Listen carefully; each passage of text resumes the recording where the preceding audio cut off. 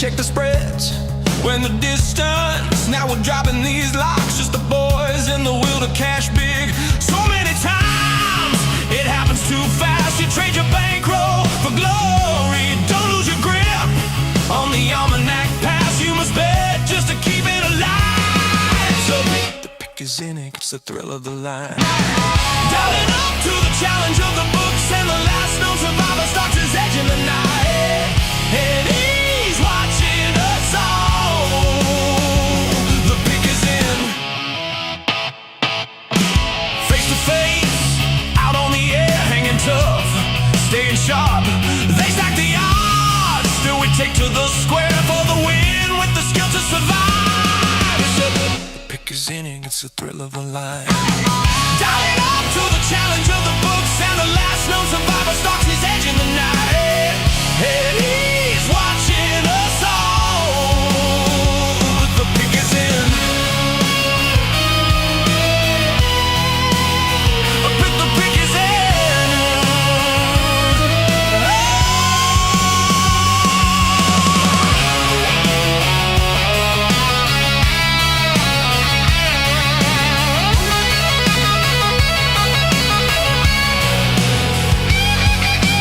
Rising up, straight to the top, had the guts, got the units. When the distance, now we're not gonna stop. Just the boys and the will to survive. It's a pick is in, pick is in, pick is in, pick is in. The pick is in, it's the thrill of the line. Rising up to the challenge of our rival, and the fix might be in, but we're calling it right. Hayward's almanac, Jonah, Snoopy, the fight is the fix in. Is it all predetermined? Back to the future, future's looking certain. Tune in weekly for the picks and the laughs. Sports betting expert dropping knowledge on the path. The pick is in.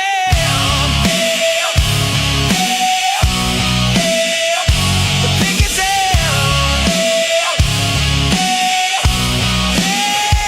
The pick is in.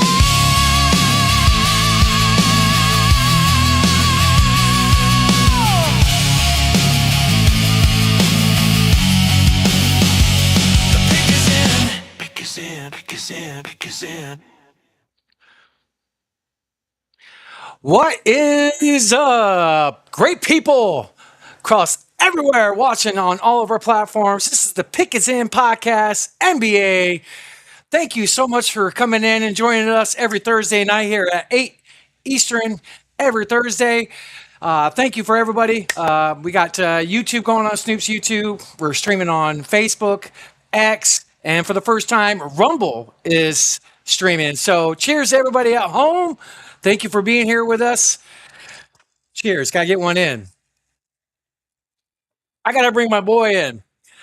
One of the best in the business, co-host, my brother, host of the Here's the Thing podcast, arguably the best podcast underneath the phone booth umbrella, my boy Snoop Vom Poo.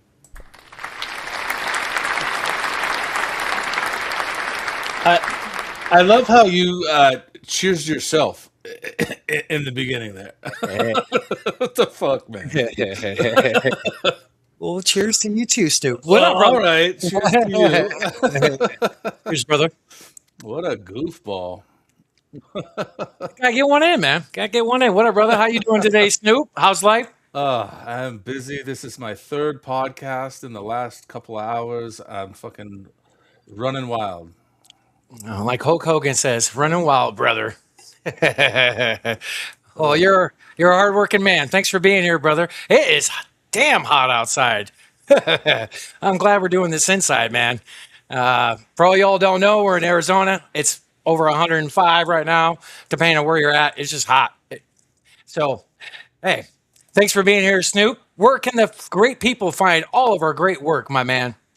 Well, I'll tell you if I had the screen shared and ready to go, but you can go to phoneboothpodcast.substack.com and you can get 12 great podcasts for the price of one, free. And if you want to pay extra, you can get bonus content from the Phone Booth podcast, the Philosopher King podcast, the Dualistic podcast, the Here's the Thing podcast, the Pick Is In podcast, the Mind of Madness, Fasting Fake, Detoxing the Matrix, translucid. There's all kinds of stuff. Plus, there's merch. Soon to be coming. Pick is in shirts are going to be available here soon enough on the merch page. But check it out. I mean, we got all kinds of stuff going on. And also, make sure you give a check out to the YouTube Pick is in podcast page. We Uh, climbing. we're climbing. We're climbing. But you can find everything on there. And, you know, that's about it. Love it. Cheers to all the subs. We're growing. Thank you. Thank you. I think last week we were at like 22 on YouTube. Now we're up to like, what, 36, 37. Got a couple more on Rumble to meet the criteria. So slowly but surely, thank you to all the people out there showing us support, the comments, the reposts, the good people we have in our inner circle. Freaking A. We're starting off right. Let's do another cheers, Snoop. Right. You know what? We need all the comments, shares, reposts, everything. It really helps build the page. And we love you all for doing it. Thank you guys so much. Awesome. Awesome. Awesome. Without further ado, we got somebody at the door. Snoop. Who we got? Who that? Who that? Yeah. All Who's that? Who's right. that? Our What weekly up, Nick? Nick Wilcox from Fan Tracks, my brother. What up? Our weekly correspondent for fantasy.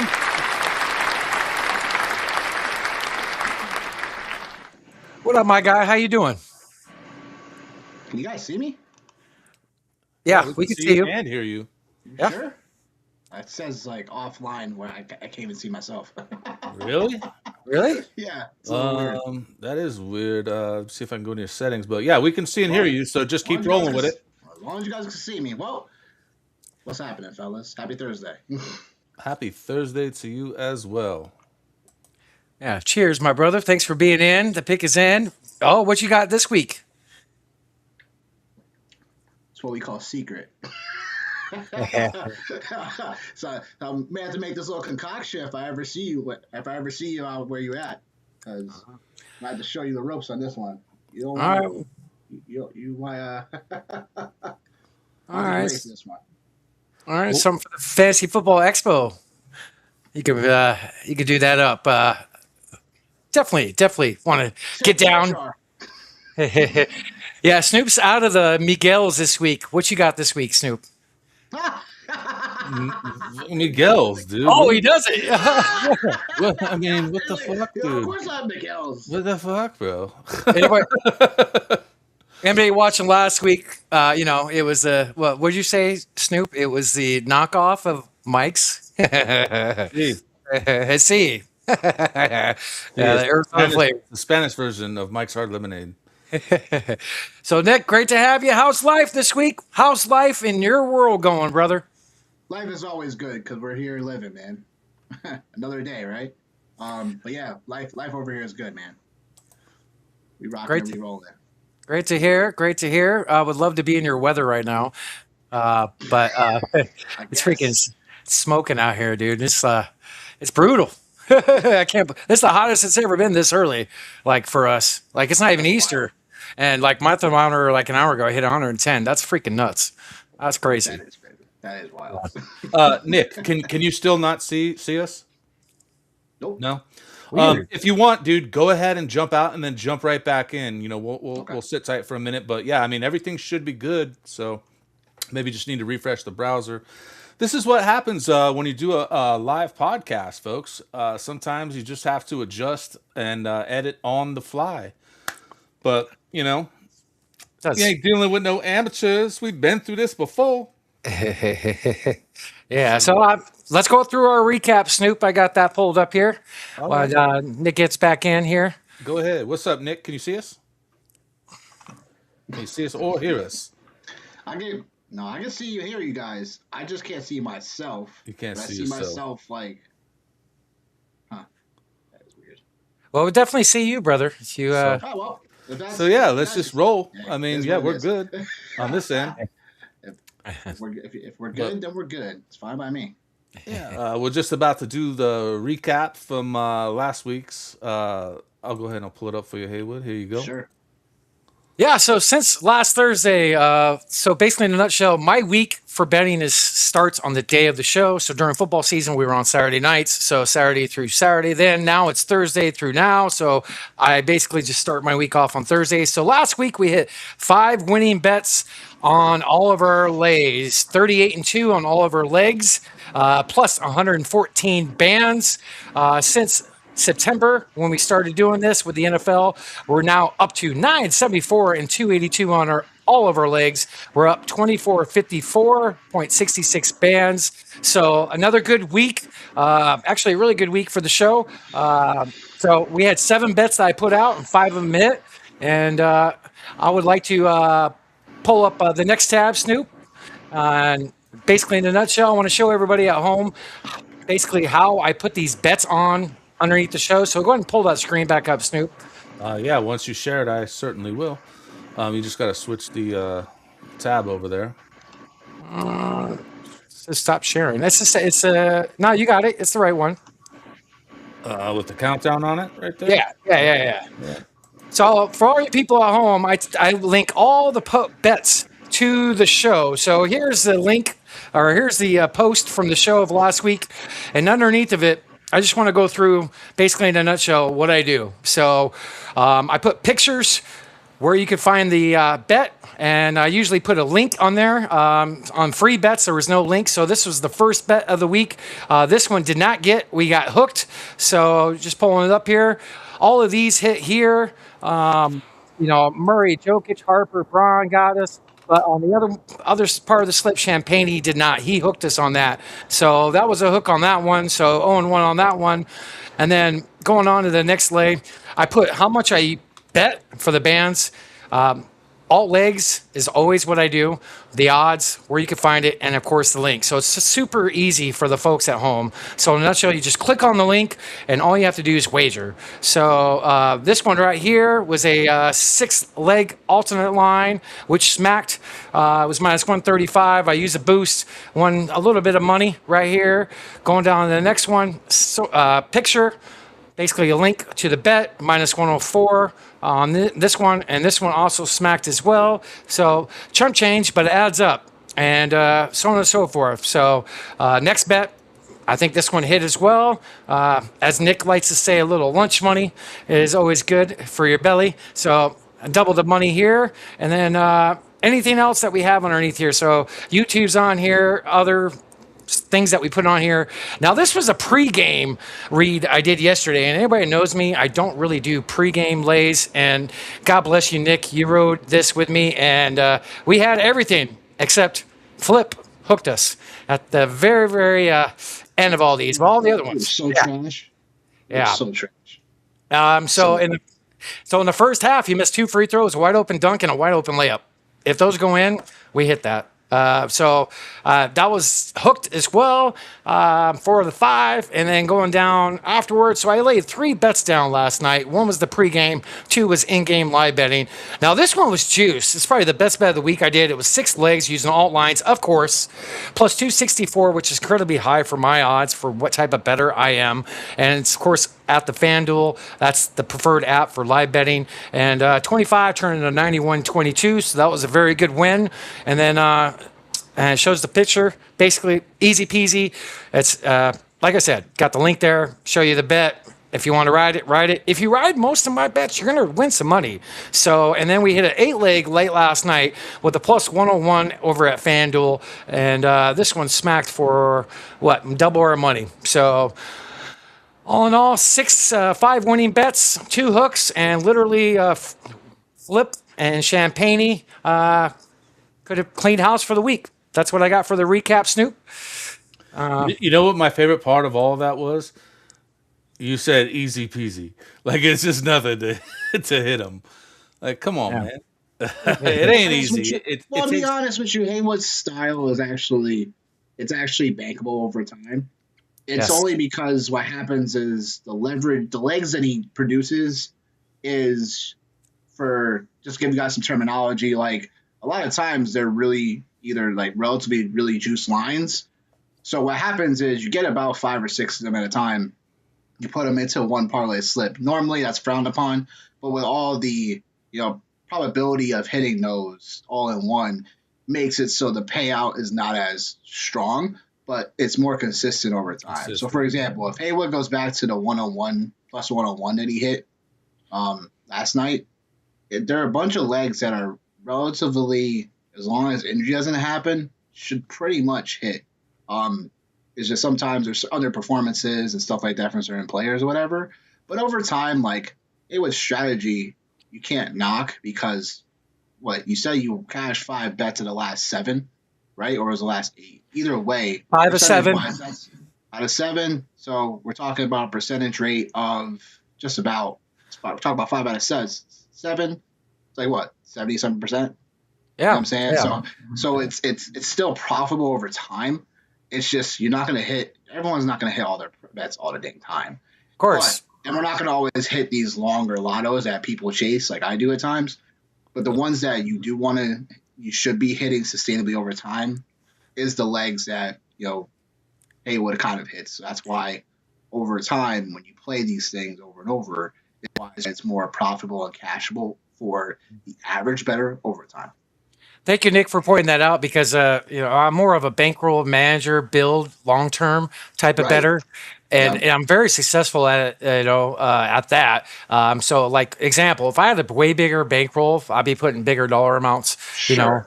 But that's what my bets are for, and I hit more consistent on these than any other way. And I've changed my ways a lot of times, but since the last summer, I think is when I started doing these alt lines. Just putting a bunch of things together, and I was tired of getting hooked, tired of chasing these lottos. You hit 1 out of 20, that's good, or 1 out of 30. I want to win more. So part of what I do is I'm super safe, but it builds. And if you ride a majority of my bets, you're going to win some money. Well, I'll tell you, I'm excited. That's what people want to do over time too. So that's like. I'm excited to see how this works as an experiment with WNBA coming about. Yeah, me too. I'm ready.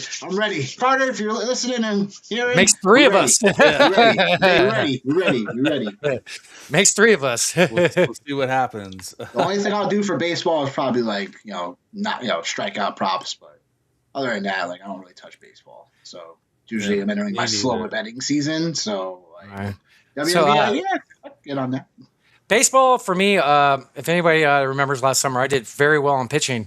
So every day I'll pick the top 2 or 3 pitchers and move their alt line down and just combine them. And I've done very well. And then live betting, if you got an ace on the hill and he's throwing gas and he's striking people out, I love the 3 strikeouts in an inning or 2 strikeouts in an inning. I killed it on those. So you got a Paul Schemes or Tariq Skubal on the mound, and he's mowing guys down. He's at the bottom of the lineup.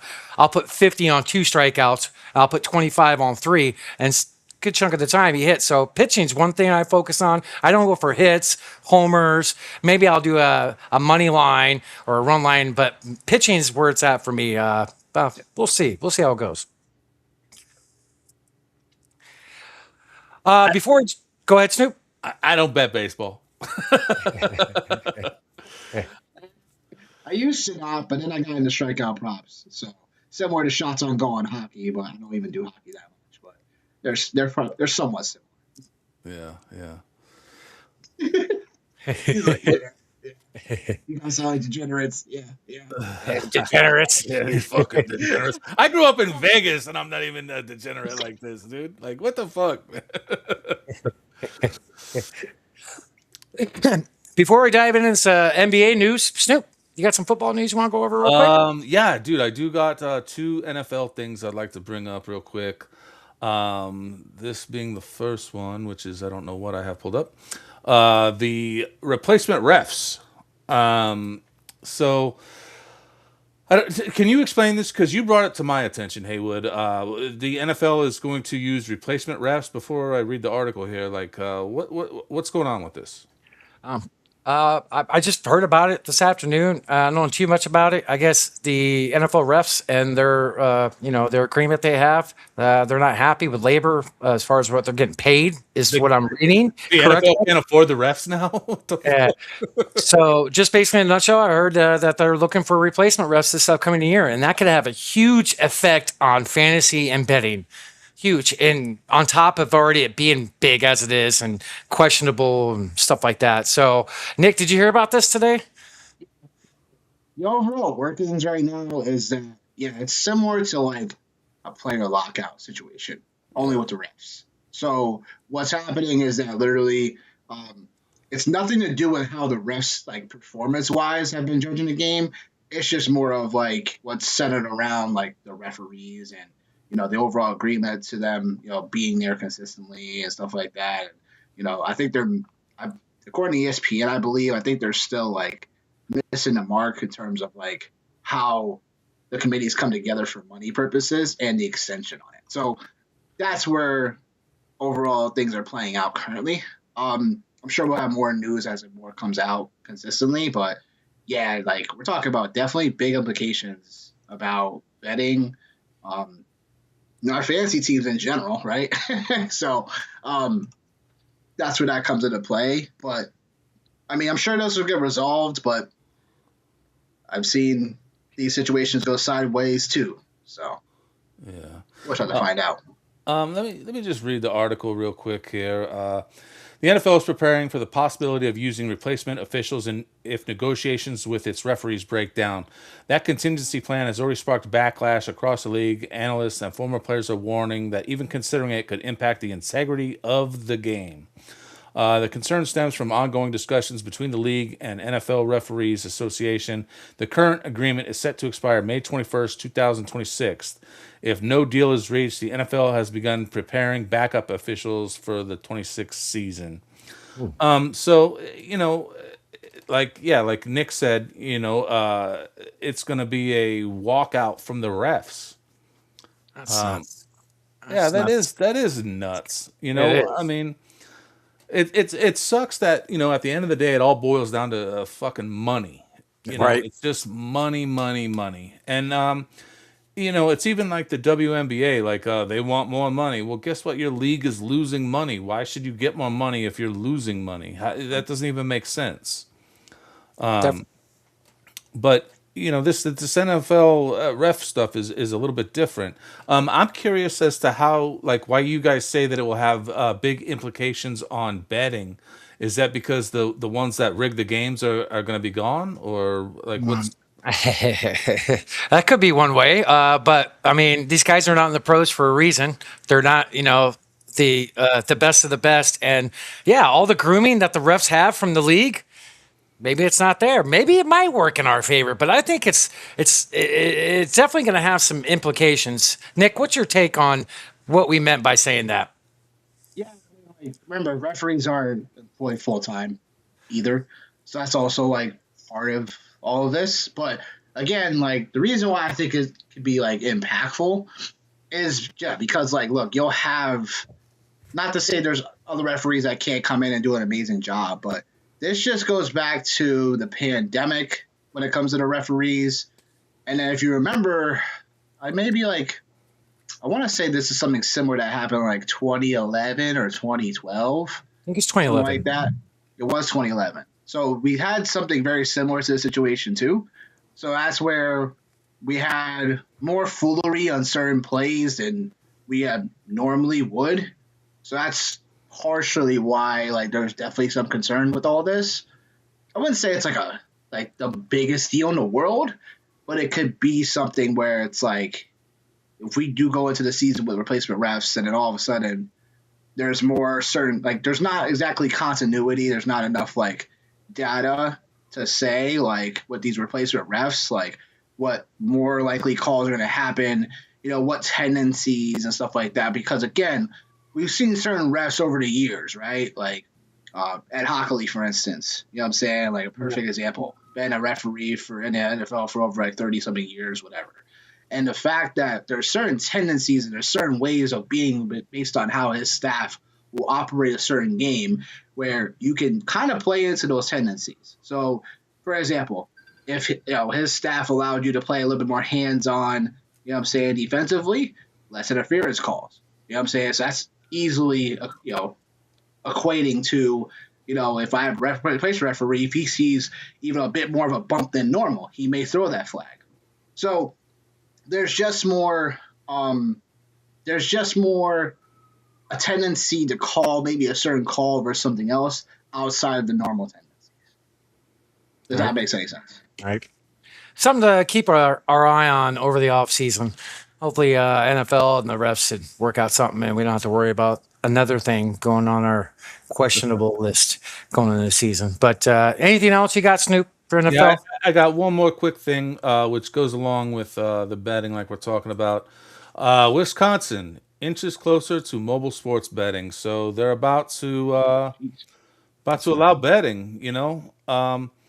It's about time. Yeah. I think that would put us up to what, 39th or 40 states now, I believe. So, hey, They already allow betting in the casinos on the tribal lands. I mean, come on, what are we doing? Just let it be. right. Is California going to be the last state? I mean, we talked about this, I think, a month ago, but Cali doesn't have any sports books. That's wild, dude. None at all? Nope. No, not at all. Wow. Freaking crazy. That is crazy. That's arguably the biggest, what's the word I'm looking for? Biggest, the biggest money making state. Yeah, the biggest market. Yeah. Is what I'm looking for. It's the biggest market in the country. I think when we had Joe Cirillo on, there's one book out there that backs him, and he lives in Cali. So I think there might be one book, but it's very small. I forget the name of it too. But yeah, that's crazy. But we need every state to have this. There's money to be made. Put up, some of the money in Arizona goes to schools, goes to roadways, goes to, I think some goes to education, which, hey, if we're throwing money for sports betting away for people who don't know how to win consistently, might as well throw the money to something good. So, let's get every state on board with this. Well, that's like what they do with the marijuana sales in states, as they give back to things like education and stuff like that, All right. And there's tons of money to be made in sports. So when the government can profit. Yeah. Say that again, Nick. You kind of cut out. I'm saying Uncle Sam, when he can profit, that's when it starts becoming, I don't know why you had to throw the Illuminati signal up in there, but whatever. Whatever. Wow. Okay. I didn't even think about that. Should I have done the devil horns? Oh, sorry. Sure. I do that every time we listen to our song because I'm a metalhead. See, there it goes. See? Symbolism. Y'all just trying to get this stream shut down. I know. I mean, did you, Nick, did you see Snoop's YouTube got shut down while we were live betting a few weeks ago? Yeah. What was it, like 3 or 4 weeks ago? They tried to say that we were promoting, I forget the verbiage they used, promoting sales of regulated goods or something like that. And then they put an age restriction on the video after, because I appealed it to get it put back up. Yeah, and then they're like, okay, but it's for adults only. I'm like, okay, whatever, man. So I removed the whole episode. Just don't go on random freaking YouTube accounts and look at whatever they want. Come on. Yeah. So I just took the whole episode down. But I mean, it's crazy, that you have to deal with stuff like that when you're, just trying to run an honest podcast, Why'd you snicker when I said that right there? It's just interesting. I just, I'm nothing to do with what you said, but it's just interesting. Yeah, it's crazy. That's, the stuff you run into, is what I'm saying. It's just interesting. Yeah. Well, the other podcast, you can put whatever crap you want, and so that gets promoted to the wall. But if you want to put out something honest, nah. I know, right? Well, it's not allowed. Funny we're going to regulate this account for X, Y, or Z. Oh, we got a strike on this account because, Well, what's funny is this podcast is the most honest podcast that I do. It's just talking about sports and stuff. One of the other podcasts that I co-host, we talk about conspiracy and all kinds of shit. Like COVID and this and that. And so that constantly gets struck. So I expect it from that one, but this one just talking about sports. What the fuck, man? Go figure. Just blame it on Haywood like you guys always do. Yeah, yep, exactly. It's your fault, Haywood. Definitely your fault. For sure. All the time. For everything. Bring it. Bring it. Well, it's being brought. 105 degrees. Yeah. Hence why I'm wearing the shirt. Snoop, any more? Go to the NBA now. That's what I got for NFL. All right, I'm cool. surprised you didn't bring up what I thought you guys were going to bring up, but the Jalen Waddle trade to Denver. You guys are going to bring that up? Oh yeah. Actually, I had something for that, but yeah, go ahead, Nick. Talk about that, brother. That's 2 days ago. First and third round pick, and then a swap for fourth rounds. Like Denver gets Jalen Waddle.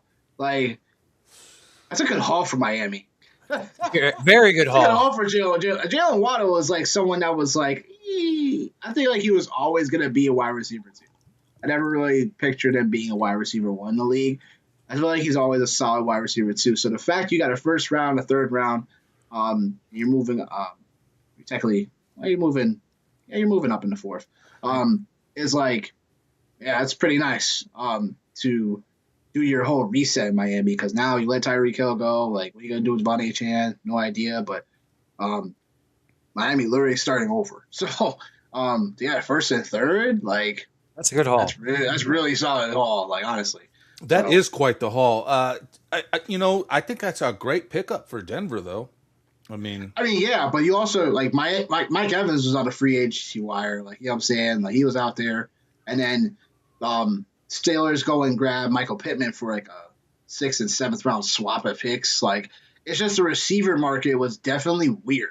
Like I'm saying, so to give that up for a trade like that, like, oof, like I don't know, but. Either way, the other news I wanted to bring up, Mike Evans being a Niner, because we didn't talk about that. Like, that's pretty big, too. So, the receiver market, it was definitely a little interesting to see the values of certain things. By the way, Tyreek Hill still hasn't signed yet. I was just going to say, Hill hasn't done anything yet. Yeah. Weird. And then going back to the DJ Moore trade, it's like, oh my gosh, you gave up that much for DJ Moore? It's like, hey, you gave him a contract extension? Like, It was just the wide receiver market has been really weird this offseason. A couple things. First of all, Malik Willis, poor guy. You go to Miami and everybody's leaving. He gets a chance to start and gets money. What are you talking about? Well, yeah, true, totally Miami? do. Shit. But Miami's definitely not going to be good next year. They could be in the Manning sweepstakes for next year. But aren't they paying like a record $160 million in taxes or something from all their payoffs and whatnot? Like I read some number the other day. It was ridiculous. But good haul. Definitely a good haul for what they got for Waddle. Like, dude, to get that. And I never heard that even during the regular season when there's rumors of him being floated around. Remember, Buffalo was involved in talks with him before the trade deadline, and being a rival, a division. That's probably why they didn't do it. Is that a good fit with Cortland Sutton fantasy wise? I think getting a big receiver like Mike Evans to Denver wouldn't have been such a good mix. But do you think this can help Cortland Sutton? Do you think that could help Nix, the quarterback there? Do you just think the fit is really good there? Yeah, I put Bo Nix as a solidified top 10 QB for fantasy. Currently, he's more on the tail end of that 10, so he's like an 8 or 9 or 10. But when it gets down to it, you get a weapon like Jalen Waddle who you can move all over around the formation. He can play outside and inside. So his role is not standard. So you can do a lot of different things. I think that gives the Denver offense a little bit more of a boost in general. So that's just going to be something to be worthwhile as the offseason continues. Because Denver was already a solid, not only offensive line, but also a great defensive line. So you already had those, the line of scrimmage, which is something that's hugely, you want to play on when it comes to football. But I would say getting a piece like Waddle just amplifies your offense even more, and it makes it so, Bo Nix you get him a solid weapon that will come in and contribute. So from there, we'll just have to find out what else happens. But I do like the fit. I just felt like it was a little bit pricey overall for a guy like Jalen Waddle. But that's just me. You go out and get a guy like that, to impact your offense, and now you're all right. Cool. Now we could address some other needs, right? All right. So, and they didn't do much this offseason. They're kind of quiet, weren't they, Denver, before that move? Yeah. So they're a young team. They had a great run. They got a good coach there, So Yeah, Mike Evans. I love the signing to San Fran. Good fit. Brock Purdy, well, maybe is a great. I think just quarterback for him. They definitely need that big X receiver Allegedly. there. Yeah, that's right, Jim Rome. What up? But I love the move there. Health is always an issue with Mike, as we know every year. Hall of Fame guy had a down year this year. Injuries. I still think he has something left in the tank. I think Purdy's going to bring the best out of him if he's healthy. I could definitely see him, getting that 8 to 10 touchdown, 800 to 1,000 yard range again, depending on health. I could even see him having more if he stays healthy. But that's a very good fit. I agree with you, Nick. Yeah, I mean, and there was also talks about the Bucks was really trying to offer more money for Mike to stay. But honestly, like when you need a change of scenery, it was just that was like it didn't seem like Mike Evans just wanted to be in Tampa anymore, which is understandable because like I think him getting with the Niners was the best fit I think possible in the market for him in terms of looking to try to win still while also being on a team that will feed him the rock still. So I think that's a situation where, as we knew, like Brandon Ayuk, we have no idea what his situation looks like. If he's ever gonna play the Niners uniform again, who knows? And then there's other pieces, Ricky Pearsall and stuff like that, but they don't play outside it like a ton. So Mike Evans, being the boundary receiver that he is, like he's someone that's still a great get. So for the price tag as well, it wasn't too crazy of a contract in my opinion. What was the money? But yeah, 3 years, 42, I think. I Really? think it was Okay. 15. Yeah, I think it was 14 a year. I think. Wow, 3 years. Yeah, 3 years. Yeah, 3 years, 42.5 mil. So yeah. And people out there, you cannot blame the facility for injuries. He always gets injured. So before that starts, Can't blame not that Can't- one, not this one. right. That was crazy how that came out at the end That of the was year. weird. That was Yeah. weird. Definitely weird. But yeah, thanks for. That's all for the NFL news. I mean, we're definitely going to do some more of the NFL. It's definitely right up our wheelhouse. But I want to go to the standings, Snoop, if we can pull this up for NBA and dive into that, because we only got so much time with Nick. So I want to respect it and get as much as we can knocked out. So, standings are up. OKC has won 10 in a row in the West. The Lakers have won 9 out of their last 10. They're pretty hot.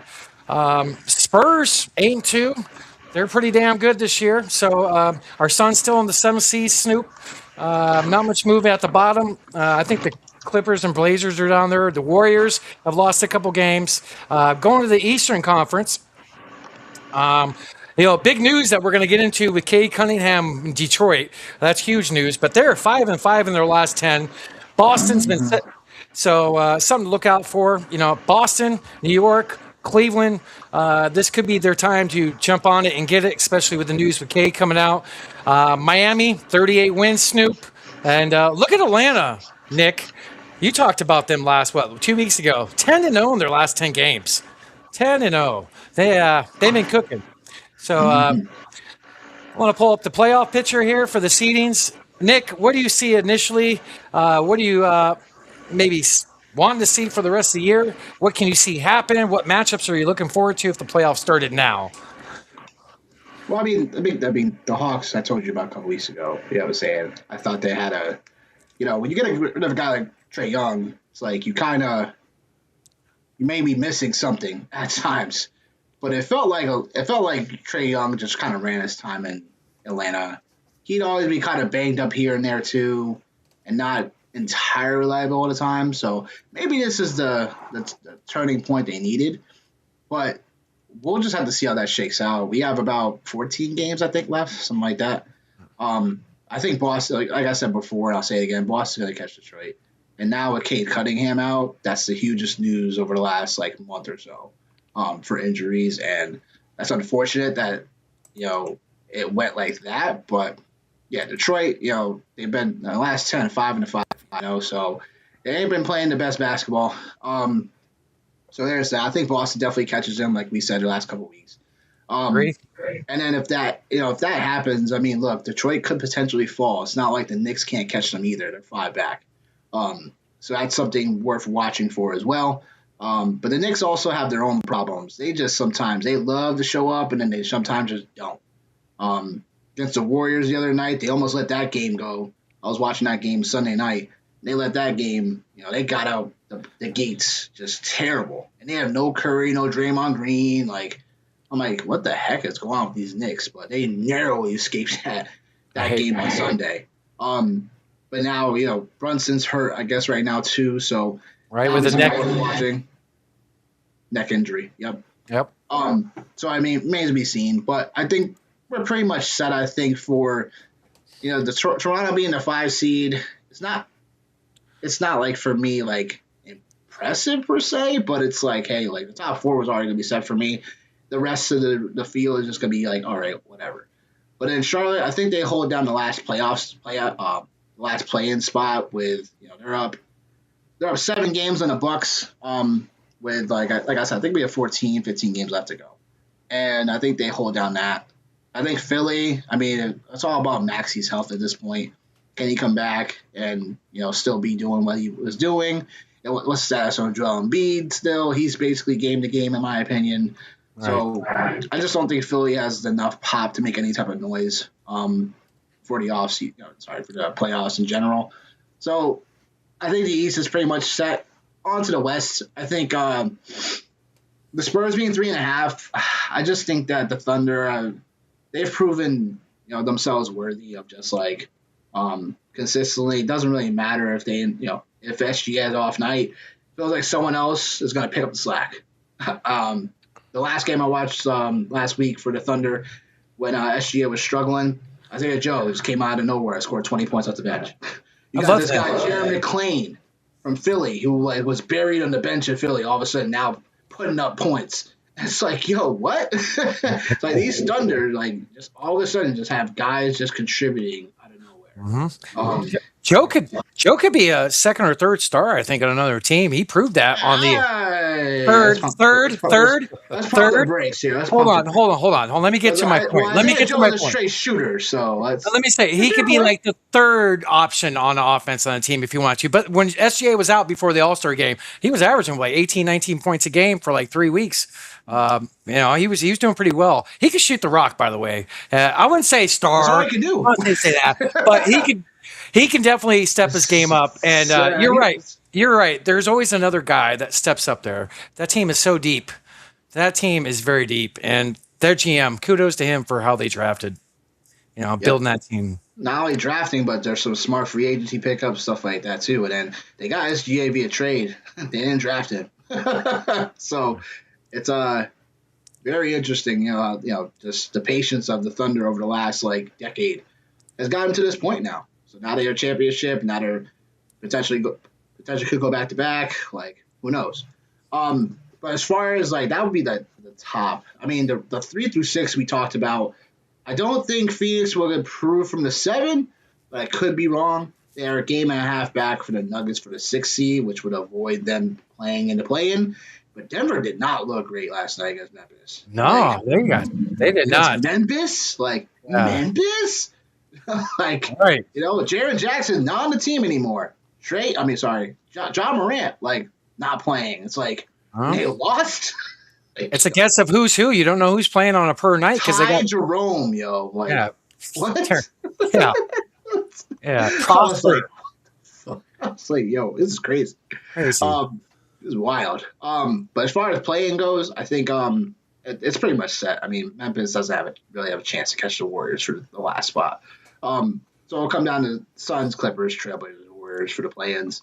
I'm disappointed that you don't believe in the Suns more. You got to remember that they have not been healthy all season. Yeah, I know that, but Phoenix still doesn't have if Mark Williams comes back and produces as a big guy, then you got then Phoenix has some hope. But I'm just not a believer in that team.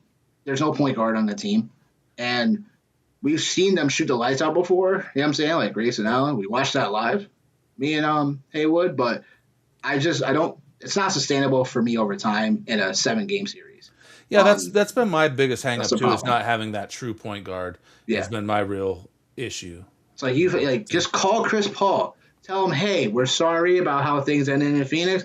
Just come on back for the playoffs. Make sure you're ready. Make sure you're rested.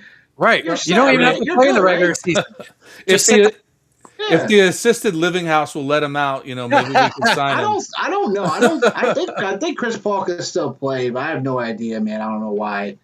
I think he That could still play, but I mean, he's not going to be your starting point he's guard. still a point guard, yo. I think My whole point. he should be on the coaching staff. Like I think he'd be a great addition Sick. to the coaching staff.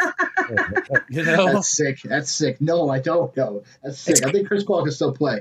It's kind of bad. It's kind of bad how he just stopped playing. Like how he was shown no love from the Clippers. And did he officially retire? Yeah, officially he did retire, Okay. but come on. Just hey, like you said, call him. You don't even have to play What's it the gonna rest of the take, regular season. you know? What's it going to What's it gonna take? Just play in the playoffs. I can't They're the remember playoffs, Nick. I can't remember Nick if you were on the podcast when I said that I believe Chris Paul is with Scott Foster in He did. fixing games. Yeah, I heard. Yeah, that was 2 weeks ago, I think. Or Yeah. was that last week? 2 weeks ago. Yeah. But yeah, I was on. So I you're don't saying know, Snoopy's going to be a ref? Maybe if they allow him to be. I mean, but with this contract negotiation stuff, the refs, who knows? He might not even want to. who knows? Who knows? But I mean, all in all, I think for the Western Conference, it really comes down to I still believe in Minnesota a ton. It just for me, if they get the Thunder second round, that's where that they'll have to play the Thunder in the final for me to have an opportunity for Minnesota to get an opportunity to get back. They were pretty close last year, in my opinion, but them just again another team not having like a real true point guard. It's just Minnesota is very lengthy, and they have a good amount of depth too. That team just comes down to Anthony Edwards probably going to miss the rest of the regular season, most likely. So that probably just solidifies them. Again, like maybe they fall down to the 6th seed because of overall like what's happening for injuries, and then Rockets and Nuggets literally a game back from them currently for the 4. They're a game and a half back of the Lakers, so we'll see how it shakes out. But if Minnesota drops down in seeding, I wouldn't be too shocked if we could still take Minnesota to be like, hey, like this could be a dark horse team that makes the finals. So it's interesting, but I think that's all I really see at the moment for the Western Conference. It just depends on like the Thunder. We all know is pretty much a front runner, but that will be predicated on their what they've been doing all season. Is that SGA just you pencil in for 28 to 30 points. Holmgren, you can pencil him in for 15 to 18 sometimes with 8 to 10 rebounds. And then everybody else, Hartenstein's going to be there dishing the ball from the big man position, like just getting these guys the rock. Like so, it'll be interesting to see how everything shakes out. But I think ultimately it still is the Thunder coming out the West. I think we'll see Thunder into Boston. I think I'll probably take that now. I know you're a betting man. If you had to drop money on somebody out of the Western Conference right now, would it be OKC at this moment? If we have time to look at the odds, I'd be curious. I want to talk about your article. I know we only got like 12, 13 minutes left for you. And that's fine. But That's fine. I don't. I do have futures pulled up. I want to talk to you about if we have time. Okay. Shoot. Should we go into that right now? Sure. We can. Yeah. We can. Let me pull up let's see here. I'm definitely intrigued by that because I'll pull them up. While you're pulling that up, this is one thing that I had wanted to mention. Like when we were talking about the East standings and Cade, Yeah. is that he is out indefinitely. Right. He's been diagnosed with a collapsed lung and is Lung. expected to miss an extended period of time. Right. So that does not bode well for No. the Pistons. Nope. It's a just shame, pencil him in. you know? Just pencil him as being out for the rest of the regular season. Yeah, that's what I was thinking too. Is like, yeah, he's probably done for the season. Make sure he's ready for round 1. Yeah, that's probably the biggest news. That broke today? That's crazy. He had a collapsed lung. That's freaking nuts. That's pretty freaking wild. That's really going to hamper Detroit. Who's their backup point guard? Chris Paul. Jenkins. Chris Paul. Yeah, Jenkins. They traded Ivy away. I bet you they're regretting that right now. Oh, Okay, yeah, that's right. He's That's in right. Chicago now. Yeah. He was in So that weird 14 trade. I forgot about that. Yeah. yeah, He's yeah, always yeah, hurt. yeah. He's been hurt the last 2 years, though. So He is always hurt. So I don't know if wasn't you that guys have. impressive anyway. I don't know if you guys have ever heard of a Jesse Morse. He's a MD that does a lot of like content on NFL, NBA injuries. Since we're on the Cade Cunningham, I would like to pull this video, Snoop, if we can, real quick before we go to the next thing here. I'll put it on. Let's see here. I got so many damn tabs open. Yeah, still using that white background. You got to go to that dark background. I'm asking you to tell me how to change it. Anyway. All right, here we go. Here we go. Check, it's 2 minutes. I'll fast forward it in the speed. Hold on. Just put it at 1.5 times. Put it at 1.5 times. There you go. Unfortunately suffered a collapsed lung that will sideline him for an unknown period of time.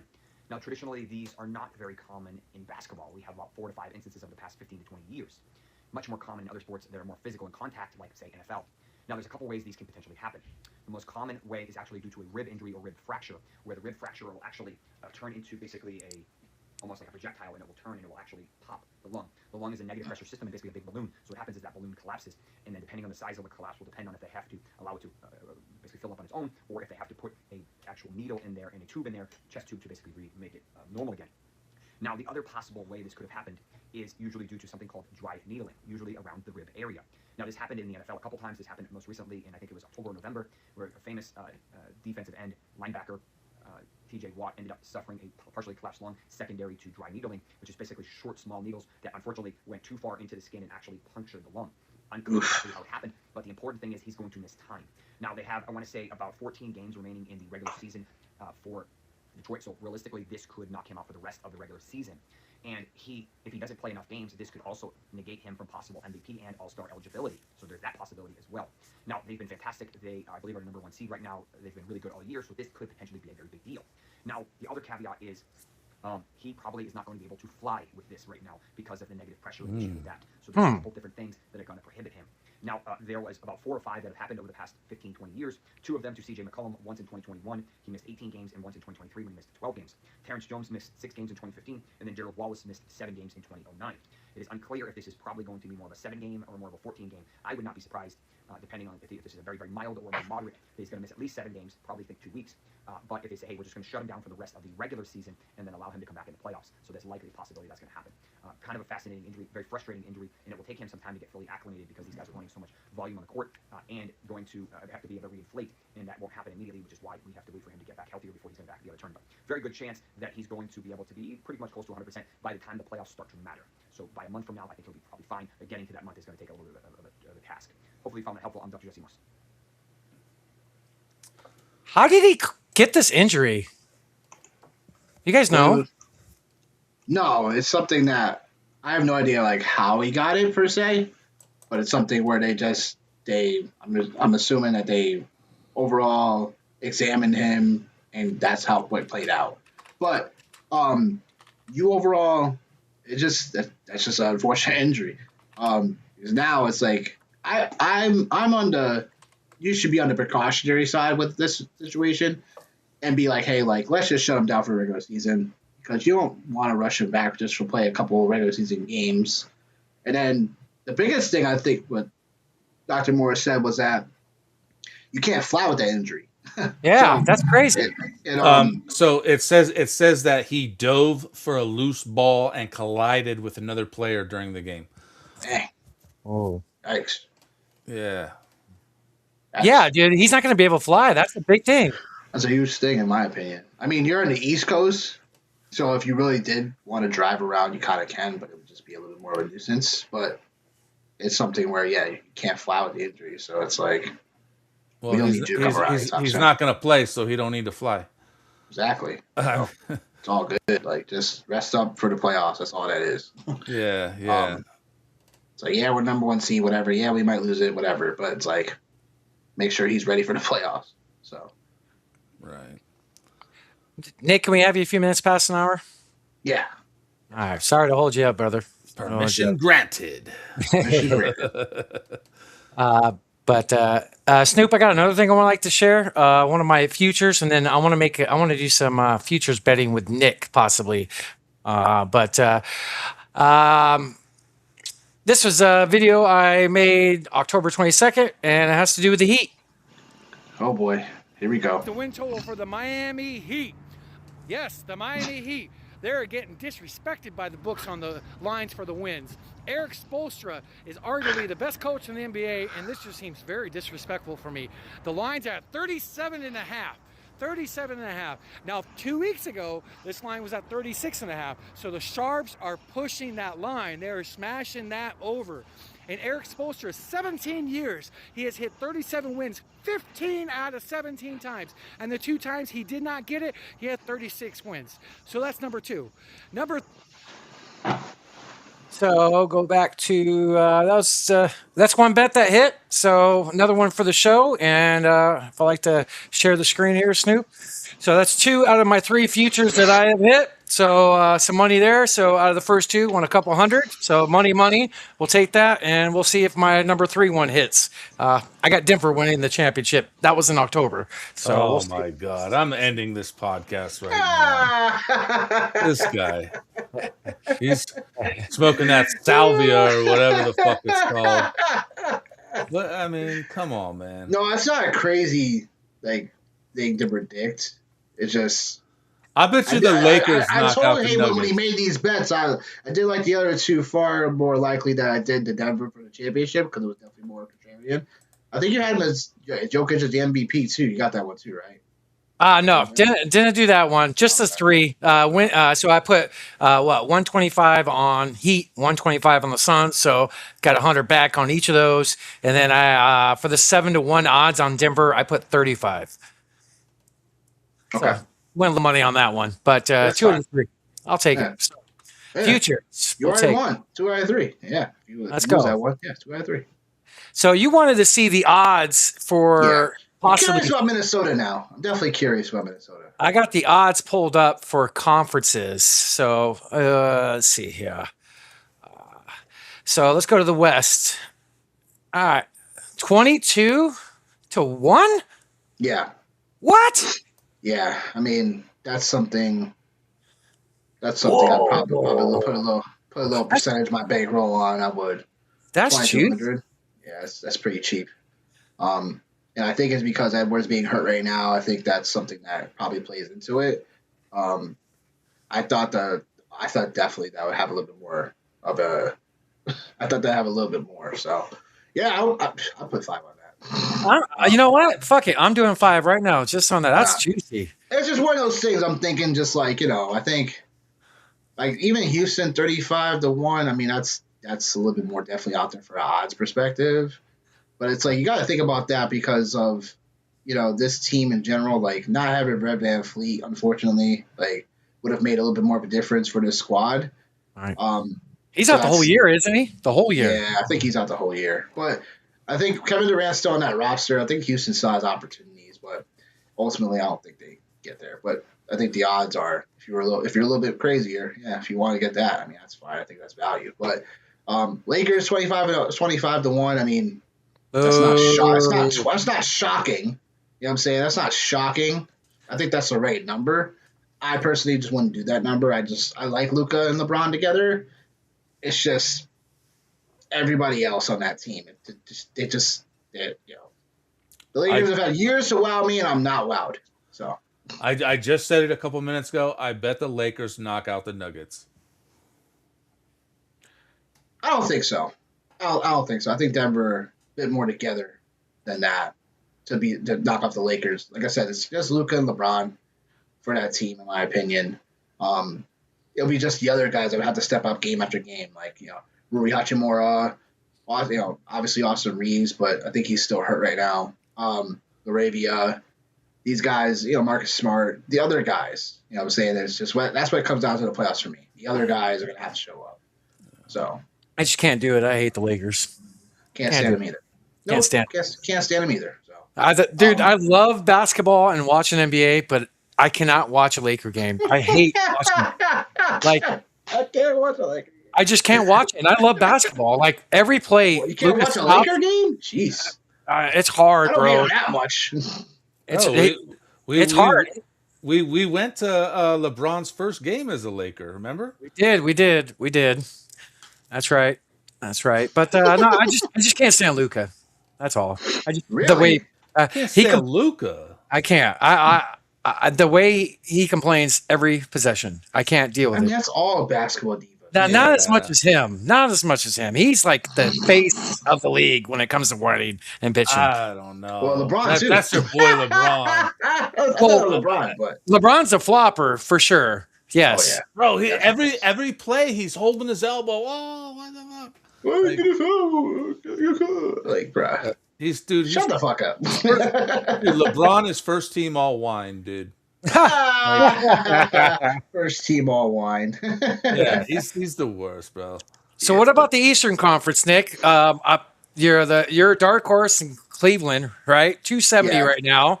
Boston's climbed up. Detroit's fallen back, obviously, with the news. Look at the Hornets that moved up. That's Look at that. crazy, yo. They're fifth now. 35. Wow. I mean, that's a bait. That's a bait move by the books. What's yeah. wild is Miami's Definitely. not even in the conversation. That pisses me off. Yeah, they They're are. 40-1 to win the 40-1. East. Wow. I mean, it's not crazy to think about that one. I would take that one over the Hornets. Like, Yeah, what the I hell? would too. I would That's too. ridiculous. That's weird. Yeah, I mean, It's I think disrespectful. my dark horse is Cleveland. I think ultimately Boston does come out the East, though. I think that they've been really solid without Tatum, and then now Tatum gets back into the fold, and then he he didn't miss much of a beat the first couple of games. So plus 170 for the Celtics, like that's not crazy. You know what I'm saying? You could probably put a solid 100 on that.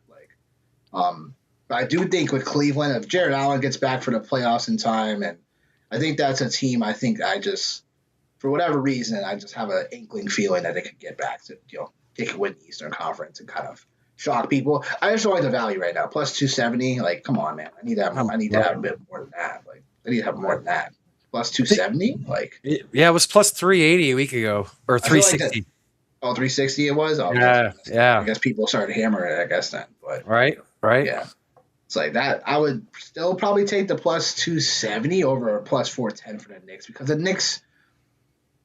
They've just been disappointed after disappointment after disappointment over and over again. It's like they can't get over the hump almost. So it's like, Karl-Anthony Towns, I think he's a solid player. I just sometimes just feel like he just does too much. He doesn't stick to the paint. He loves to take too many threes, stuff like that as a big guy, and I just don't like that. But What about Detroit with the news about Cade coming out? I didn't like Detroit really. I thought they're as a 1 seed. I thought they were a little bit fraudulent. So that's just kind of where I'm at. I think Detroit is a pretty solid team. They should be proud of what they've done this year. I just don't think they make it out of the semifinals. Whoever they play that doesn't get to the final, I think they overall lose too. So Right. So Miami gonna knock them out. I got you. it's possible they could. Miami's a deep team. Hey, Snoop, you really feeling the 40-1? I wouldn't mind it. That's something I actually You know what consider. it is. You know what it is for me is Eric Spoelstra. He knows how to coach a win. Okay. Eric Spoelstra said way too much in this podcast tonight. I'll just say this. I think Miami's that's the team, first I think, time we has said has Spoelstra. in this No, that's like the third time. Remember you said it earlier. I'm gonna review this, and You should. You should. You said it earlier talking about Chris Paul. And why what would I was bring say? up Spoelstra in Chris Paul conversation? I said Scott Foster. I mentioned him in the future video. Rewind the tape. Got him. Rewind the tape. I will. Rewind the tape. Where's the red flag? Hey, gotta get an assistant to check this out.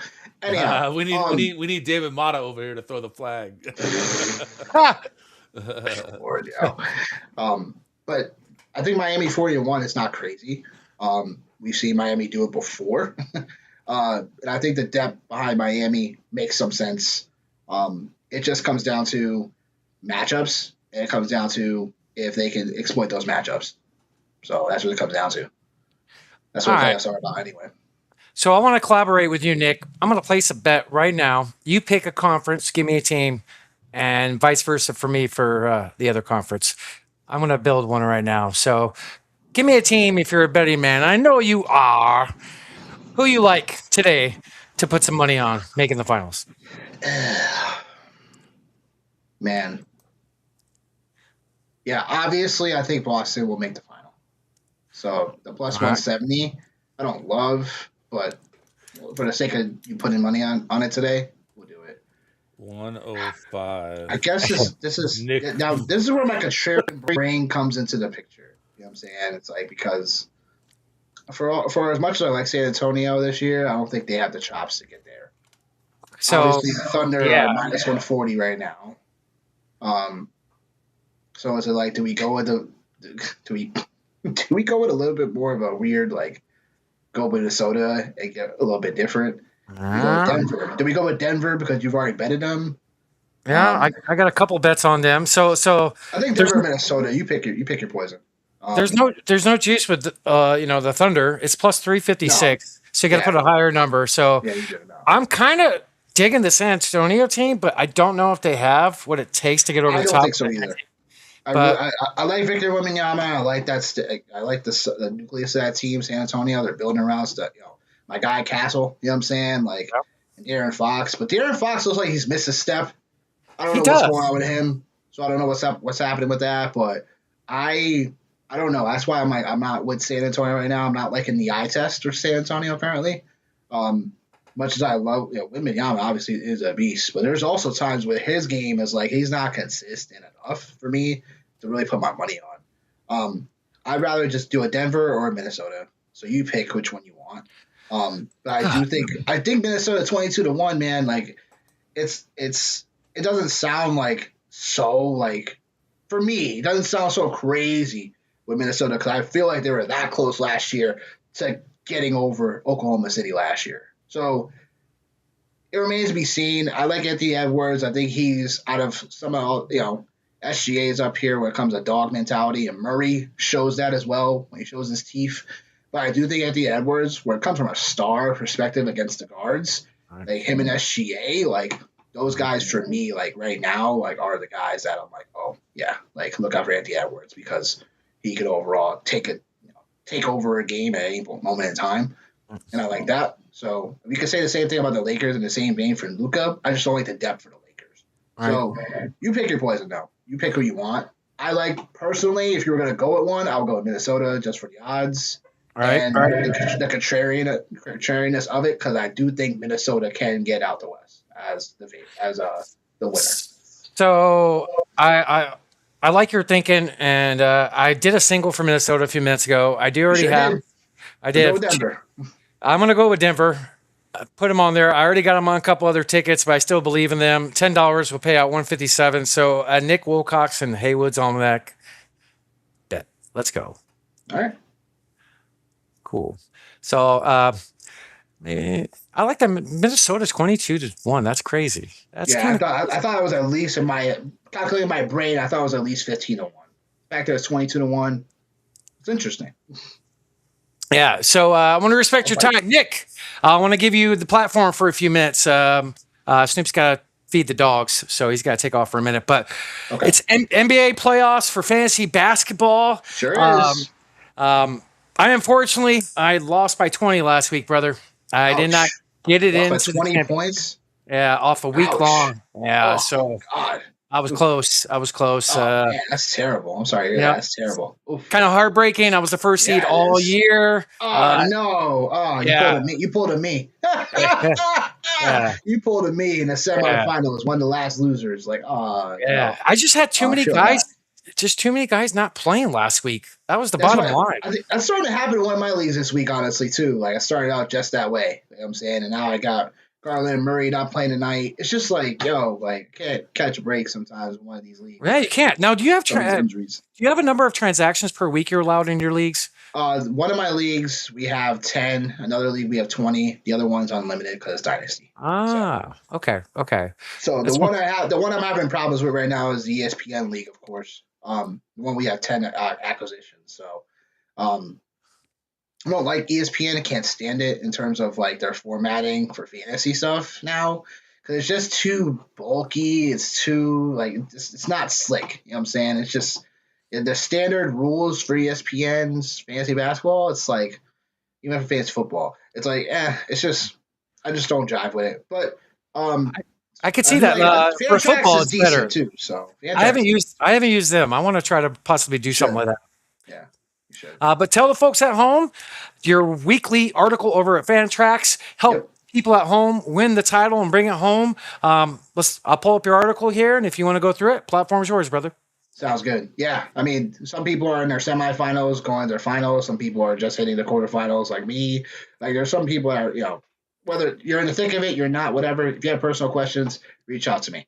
But I would say this is for deep league waiver wires. These guys should be readily available or very close to it. There's also some guys that I can mention as well that are more available. Not as available, but would be available so for like a double check purposes. So before we get into mine, the guys I would say, like, I have 3 names that you should at least check your waiver wires for now to find out if they're available. Isaiah Collier for the Jazz, Precious Achiuwa for the Kings, Jarius Walker for the Indiana Pacers. Because those 3 guys, I think for me, if they're available, you go grab them now. Collier, because he's just produced with the minutes. You know what I'm saying? Like, since September 1st, he's averaged 17 points and 8 assists and 2 steals Love that over the guy. last 18 games. So, yeah, Collier for me is like someone that he's a must grab if you're not if you're playing a league where readily guys are getting dropped or whatever stuff like that. Just pay attention to your waiver wire. Achiuwa, who used to play for Toronto, like he's been solid. Like the guys that I thought were going to come into the fold, like Cardwell, he had gotten hurt, so he's been out for the last couple of weeks.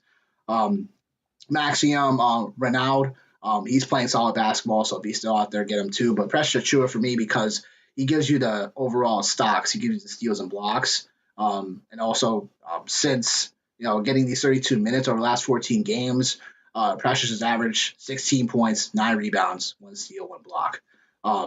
So that's just something just to keep your eyes on. And then lastly, Jarius Walker for the Pacers, guy who drafted out of Houston for me. And he's someone that obviously is getting more usage because Siakam was pretty much, I don't want to say he's pretty much shut down for a season, but it's pretty much looking like that. So Jarius Walker for me is someone that, he's overall average 15, 7 rebounds, 4 assists.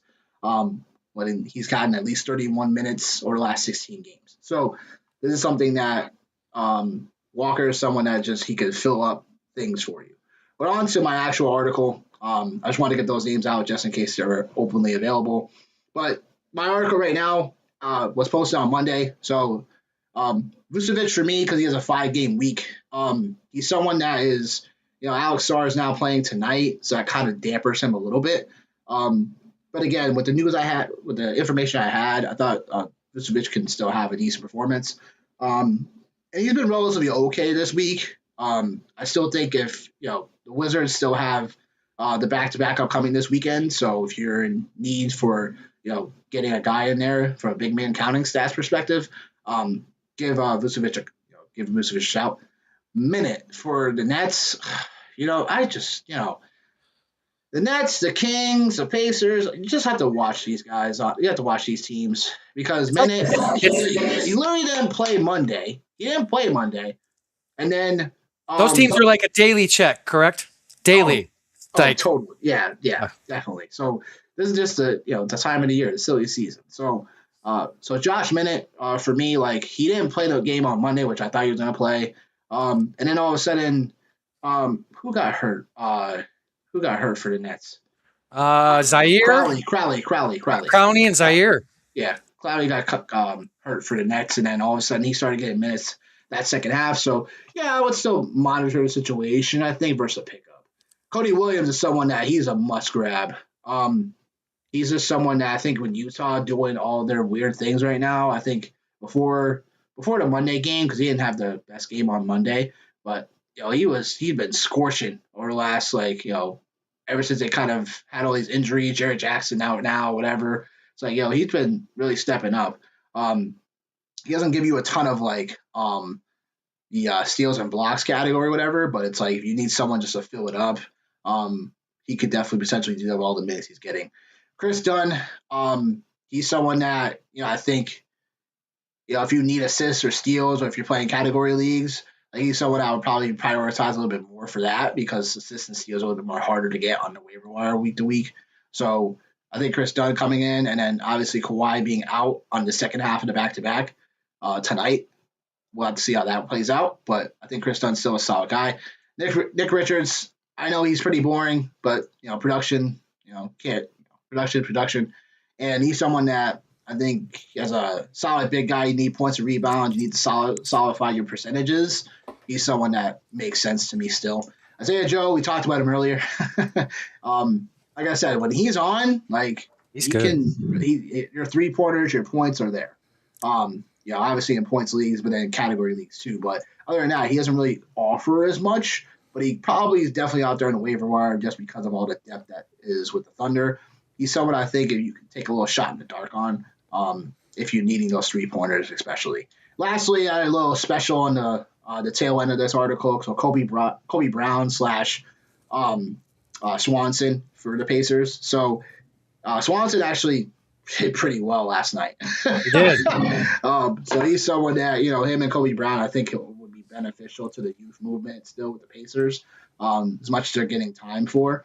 I was a little enamored with when Kobe Brown was on the Clippers. They just really never used him. So it remains to be seen what his upside's going to be, but he's someone I kind of want to monitor to the end of the year because especially if you're playing Dynasty, like he's someone that, you may want to just keep your tabs on to see if they keep him or maybe go to a different team or whatever. But I do think Kobe Brown's skill set makes some type of sense. It should transition consistently well if he ever gets more opportunity, more minutes. So that's what I have for my article overall. I got people specifically ask some questions about their own waiver wires, so shout out to them. But I do think that, same thing for NFL. It's like, it's just going to depend on what you got on your waiver wire. Some of the guys I might speak of, it's just more readily available across leagues. I try to keep it. I try to keep my players that I put in my articles for Fantrax like 25% or under for all leagues across. I'm trying to track certain things. But there's obviously like guys that, there's another article on Fantrax. My guy Ray breaks that down where it's more like, the percentages of rosters, like they might be a little bit more owned across leagues, but they still might be out there. But I try to key on the guys that, can still help you at the end of your benches to overall and, slash like, pick up today, drop tomorrow type of guys. So there's that. I like it. Thank you, Nick Wilcox over at Fantrax. I like your list of players, and I like that you added stuff from your article since Monday. It's been 4 days, and there's some new players you could throw into this, with things developing.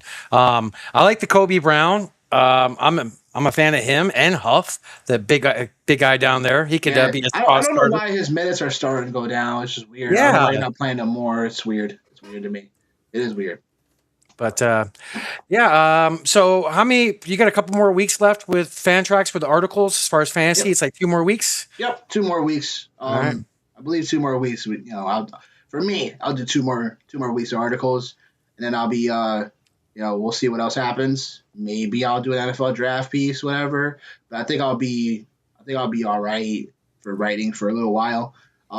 Stay tuned because we, myself and John, we got some things cooking. And, in terms of our channel, of course, and then also... got your channel pulled up here for the folks at home. Yeah. You got a Sunday show coming out, don't you? Yep. All right.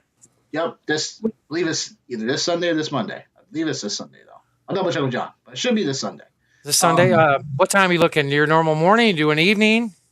To be determined. But it'll probably be late. It'll be probably early, later in the day. It'll probably be late in the day. So, folks at home, go show Nick some love. Go give him a follow on X, but go subscribe to his Fantasy Football Show on YouTube. They need some more subscribers like we do. And he's got great contact with him and his boy, Johnny Main. And let me get this right. The tag team champions of the world. Thank you. Thank you. He nailed it. He nailed it, folks. Give him a clap. Give him a round of applause. Give him a round of applause. He nailed it. But looking forward to team in the land. That's right. That's right. Looking forward to your guys' show. I got to work, so I'll be watching it later at night, but I'll do anything I can to help promote you guys. I'll probably make a post for you guys. Go give Nick Wilcox a follow. Check out those articles every Monday on Fad Tracks. Got a lot of love for you. I know I kept you here a little bit longer than you want. Okay. Thank you so very much. Cheers to you. Any final words for the people before you take off? Just be better than you were yesterday. That's right. Better than you were yesterday. That's right. Much love, Nick. Cheers. Later, if you got guys. anything left, salute and love you. Have a good night, brother. I got nothing. Yeah, cheers, Nick. Always a Later, pleasure. guys. Have a good night, brother. Snoop. See Good you. night, brother. Later. All right. What's up, Snoop? How's Poopenstein? Well, he's happy now that he's eating. Yeah. Y'all don't know that's Snoop's dog's name. He's got an X page. Go give him a follow. Yeah, follow the Poopenstein. That was cool. What do you want to talk about right now, Mr. Snoop? Well, I mean, there's just a couple other NBA news highlights, things that we didn't hit that I Go. think we should have brought up. Go into it, and then let's talk a little Suns afterwards, and then we can call it a day. What do you got?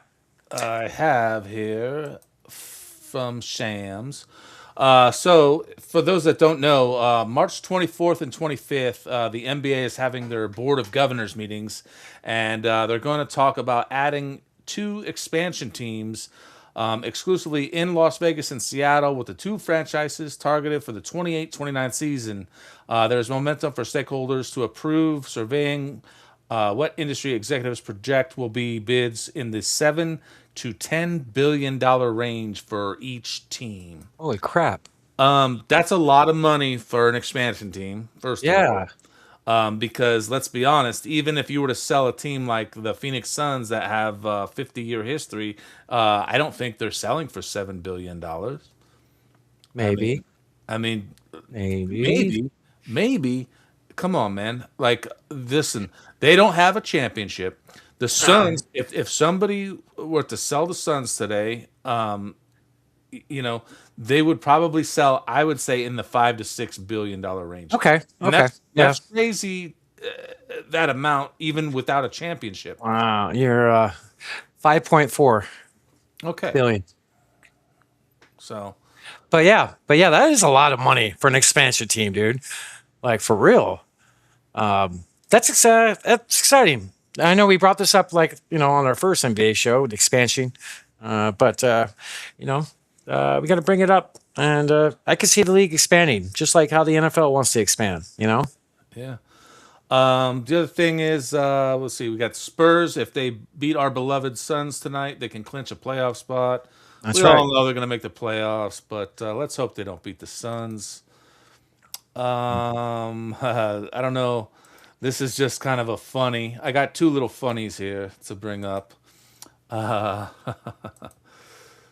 This is from last night's Houston Los Angeles game, and it says Luka cooked Houston so bad I am Aduka begged JJ Redick to put Bronny in, and if you look, JJ, put that motherfucker in. Put that little bitch in. Please put him in. JJ was trying his hardest not to laugh. JJ, That's funny. Put that motherfucker in. That's funny. yeah, that's good stuff. Shout out to Brick Center, one of the best follows on X. If you guys don't follow Brick Center, he's awesome. He is. Let me see, what else did I have here? I hate how they get the bookmarks all out of order. All right. So we're gonna get into some Sun stuff. You wanted to bring up some Sun stuff. I got a piece of Suns history that I wanted to show. I don't know even if you're aware of this or have heard of this, but 2/25/1993, at the trade deadline, the Phoenix Suns offered Cedric Ceballos, Nigel Knight, Gerard Mustaf, and the Big O, Oliver Miller, to the Detroit Pistons for AKA the Worm, Dennis Rodman. Wow. Phoenix was Rodman's preferred trade destination. However, Detroit held out for Richard Dumas or Mark West, and Phoenix refused. Phoenix also offered lesser packages for Danny Manning and Jim Jackson. You brought this to my attention, I think, a couple episodes ago. Isn't that I don't even crazy? remember this trade like at all. Like that's crazy. Yeah, imagine if the Suns would have got the worm. Oh, how exciting that would have been.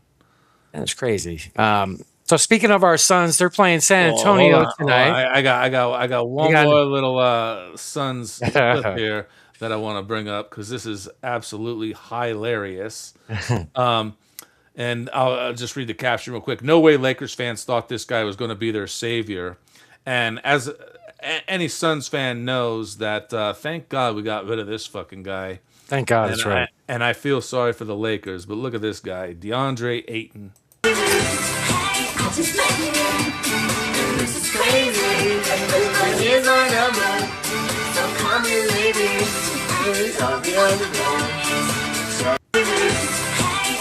Ugh.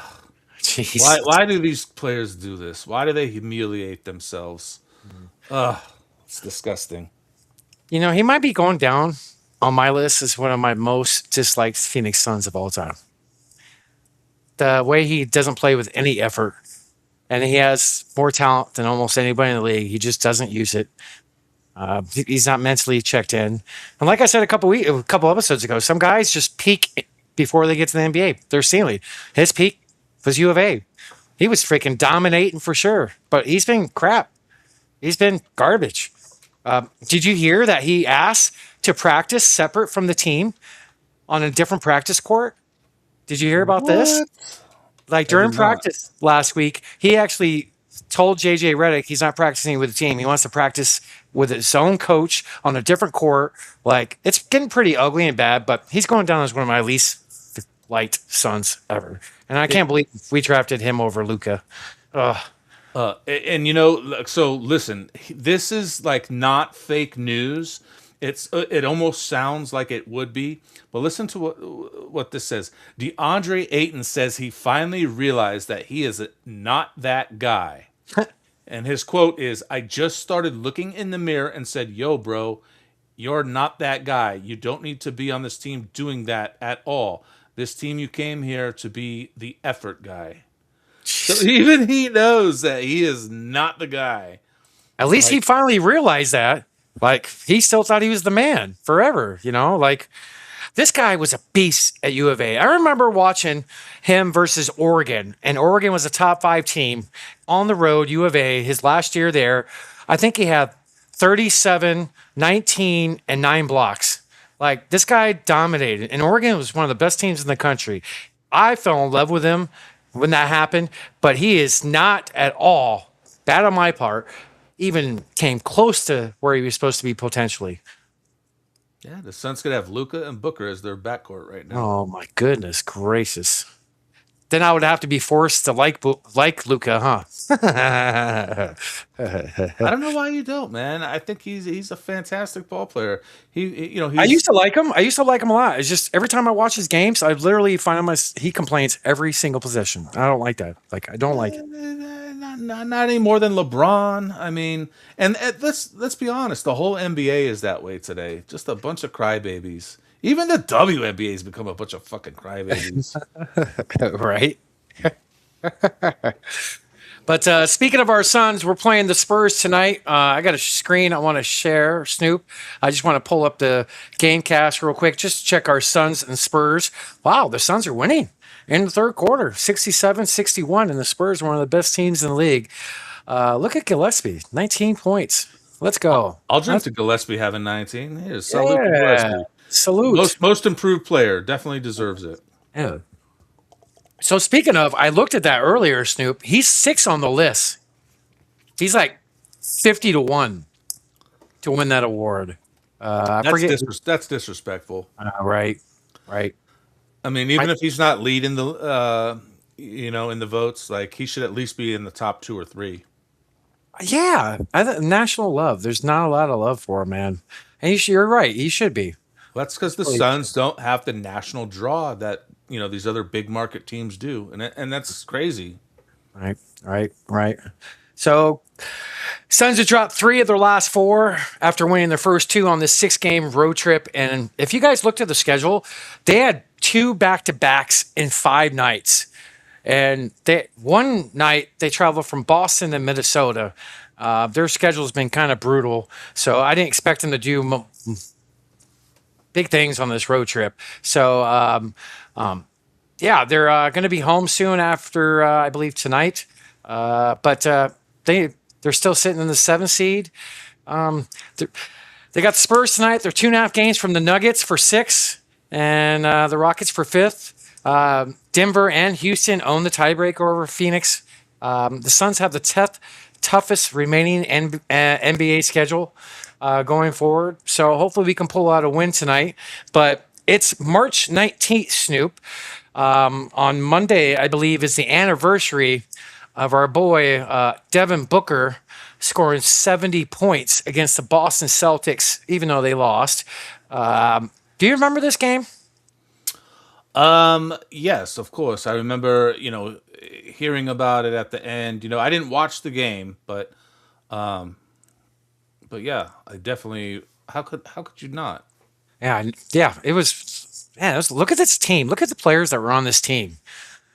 Marquise Chris, Alex Len, Tyler Eulis, Jared Dudley, the Brazilian Blur, Barbosa, TJ Warren. What's his nickname? What'd you nickname him? Right here? Fucking Black Moses. Yeah, Black Moses, Tyson Chandler, Eric Bledsoe, Brandon Knight. So it's the anniversary on Monday of Booker's 70 points. He went 21 and 40 of the field. Dude, look at the free throw line. 24, 26, 8 rebounds, 6 assists, 3 steals. This is young Book. I still think he has another game in him where he could beat this, because I think he got better as age went on. I don't think he's hit his ceiling for points in the game. I think he could beat this. What do you think? That's a tough mark to beat. I was just looking at their record, 22 and 51 they were when he did that. Yeah. So he didn't have the weapons that he has today. Can he score 60? I think he can score 60 multiple times. Again, a 70 is a tough one to beat. He had 24 of 26 free throws. I mean, those aren't Bam Adebayo numbers, but they're up there. Right. I think so. He's the reason I bring this up to you, not just because it's the anniversary of 70 points next week, but he's been balling lately. So I got his box score up for his last 10 games. If you want to share that, Snoop, it'd be great. He's been playing great. I think it's only the second time in his career he scored 25 or more, and 1, 2, 3, 4, 5, 6, 7 games.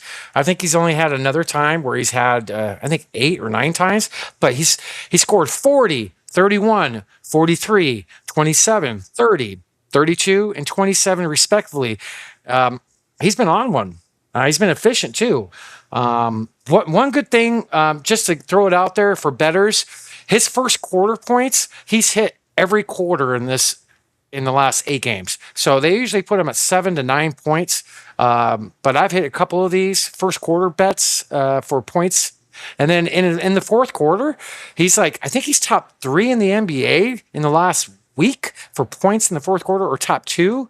I think he was second in voting for player of the week behind your guy. Well respected, by the way. Bam deserves it. But Booker's been balling, Snoop. And this is what we need. There was even a point in time in the game the other night, he scored 23 straight points. Yeah, he's definitely does not get the respect around the league that he deserves. I forget what I was reading just a few days ago, and not many people put him even in the top 10 players in the NBA. Yeah, our boy Nick doesn't call him a superstar; he just calls him a star. And I've been waiting to. I need to have this conversation with Nick. I wanted to ask him who's better, who's the best shooting guards. Who would you put in front of him? I would say I'll guarantee you his first answer is going to be Anthony Edwards. Oh yeah, I would put him up there. Donovan Mitchell, maybe. Who else off the top of my head? Norman Powell. I'm just kidding. But yeah, you're right. He doesn't get the love nationally, and the guy's a stud. He is. I am non-biased. I would say he's behind Anthony Edwards for the second best shooting guard. I'd take him over Donovan Mitchell in a heartbeat. That's just me because I know what type of player he is, you know. But I got another stat I pulled up here. If you want to pull this full screen, Snoop, this is a. I will. One more thing I want to say about Booker that I think really makes him stand out, in my opinion, is his loyalty to the team. You know, as we just saw, he was 21 and 52 against that Celtics game when he scored 70. I mean, the dude is loyal. He could have very easily asked for a trade and went anywhere that his heart desires. So the fact that he remains loyal to Phoenix, I mean, through the trials and tribulations of, you know, new owners and whatnot, you know. Horrible owners. Yeah. And like horrible teams. The guy has been loyal and he always says, why are you so loyal? He's like, this team took a chance on me, drafted me. This is my home. I'm going to be loyal as hell. They gave me the world and I'm going to give them the world back. He is super loyal. You're right. He went to my mom's high school, Snoop, in Grand Rapids. I forget the name of it, but the guy had a good upbringing. He's got good parents. He's very loyal. You're totally right. He hasn't asked for a trade like some of these other players ask for. You know, he's not diva-esque when it comes to that. But yeah, you're totally right, Snoop. Great point. And you know, thank God those Kardashians got him his fucking contract. So he's gonna be. Listen, dude. It's crazy how high up he is already in the earnings that he's made. Like he's going to surpass LeBron for making the most money in the NBA. Like he's still young. He's still got quite a few years left. Totally right. Next year he's the highest player in the league, 70 million. That's insane. Yeah, that is insane. So you could add Bam to this list, but players that scored 70 points in an NBA game. The list ain't very big, everybody. It just isn't. You know, Book, Kobe, Bean, Bryant, rest in peace. Wilt is still, you know, Mr. 20,000. Luke, I complain Doncic. Joel, I can't stay healthy. Embiid. Dame, Donovan. Oh, Donovan Mitchell's up there. That's crazy. Elgin Baylor, David Robinson, and David Thompson. Thompson's kind of surprising, and Bam. So, I mean, there's not many players that have scored 70 in a game. And then I got another thing I want to pull up here, Snoop. When it relates, Embiid is the name that really surprised me on that list. I knew Donovan did it, but damn, Embiid? I didn't know that. But he did on January 22nd, 2024 against the Spurs. That's wild. That is kind of wild thinking about it, right? Because he hasn't been Embiid in a while, you know, with his health. They need to take his green card away. He doesn't work half the year. So most instances in an NBA scoring 20 plus consecutive points in a single game, regular season or postseason combined in the play-by-play era. Booker's got 5 times. Kobe 3, Steph 3, Dame 3. He's one of the best scorers, man. And he doesn't get the love. Look at that list, man. That's pretty impressive, bro.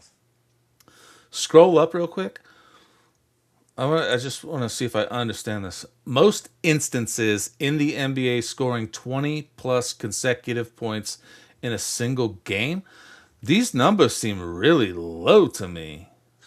Well, it's posted by the Phoenix Suns, and I've never seen anything that they post that's been. As Shai just scored 20 points for way more than all of that. So what this means is 20 consecutive points in a game without your teammates scoring. Oh, okay. That's what I'm missing on this. I'm like, so single.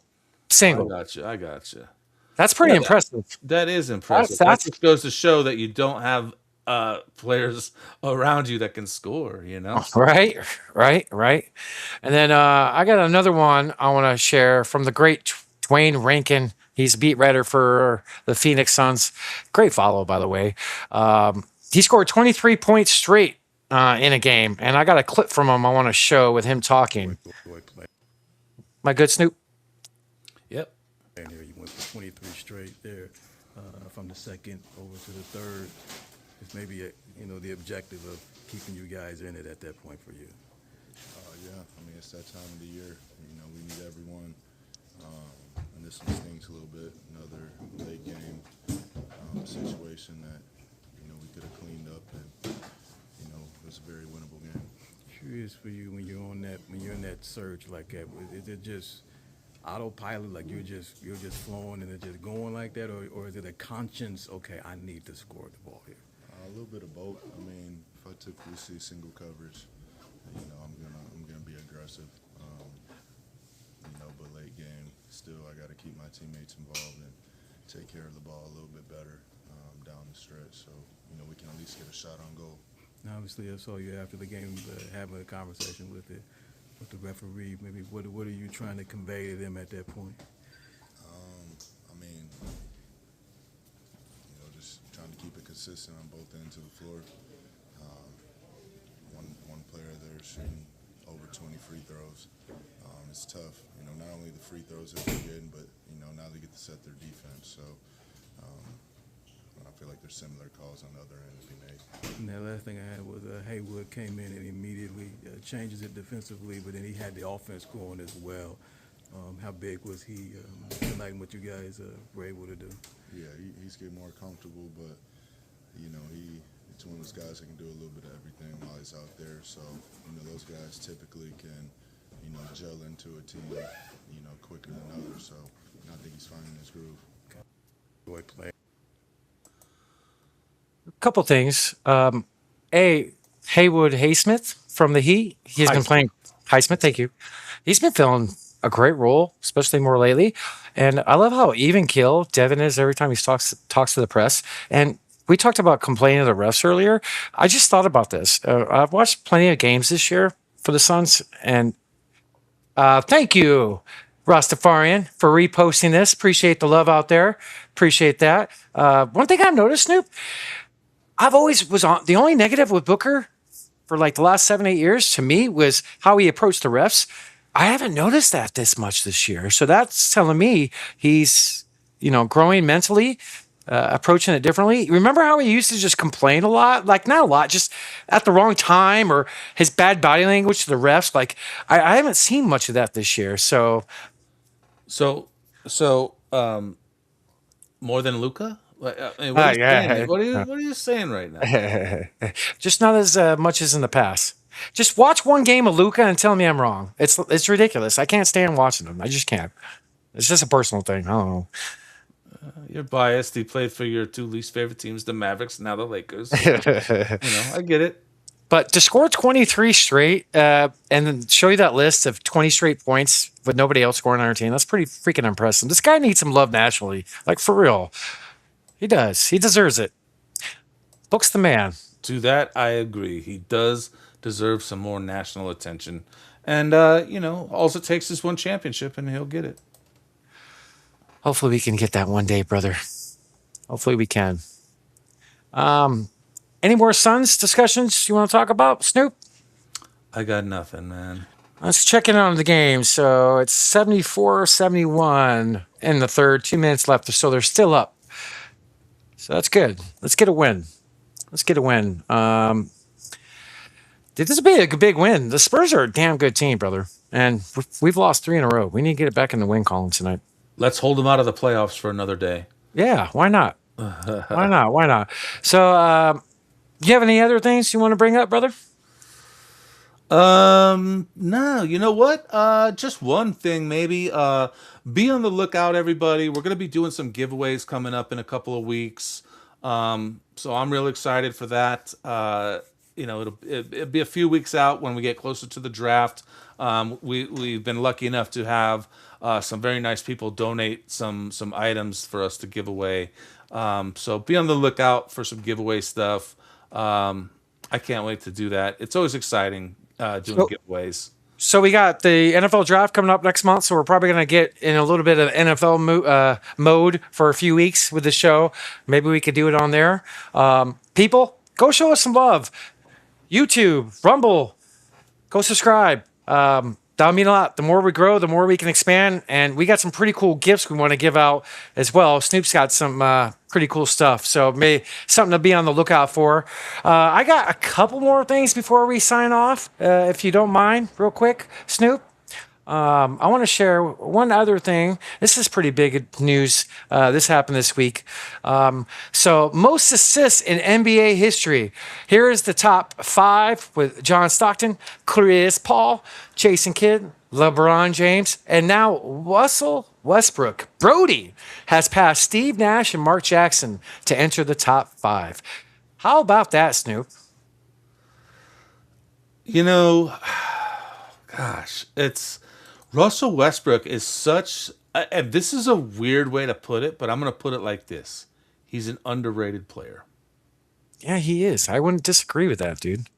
I wouldn't What's disagree with that. so crazy is this guy puts up triple doubles like they're nothing. I mean, he's full of stats, and he's really a phenomenal ball player. What's the problem with him? Is he just not a teammate? Is he not? I hate to use the words cancer in the clubhouse, but that's where my mind goes. Fine. Like, is there something that happens in the locker room that prevents him from being this phenomenal player? Like, I mean, what the fuck?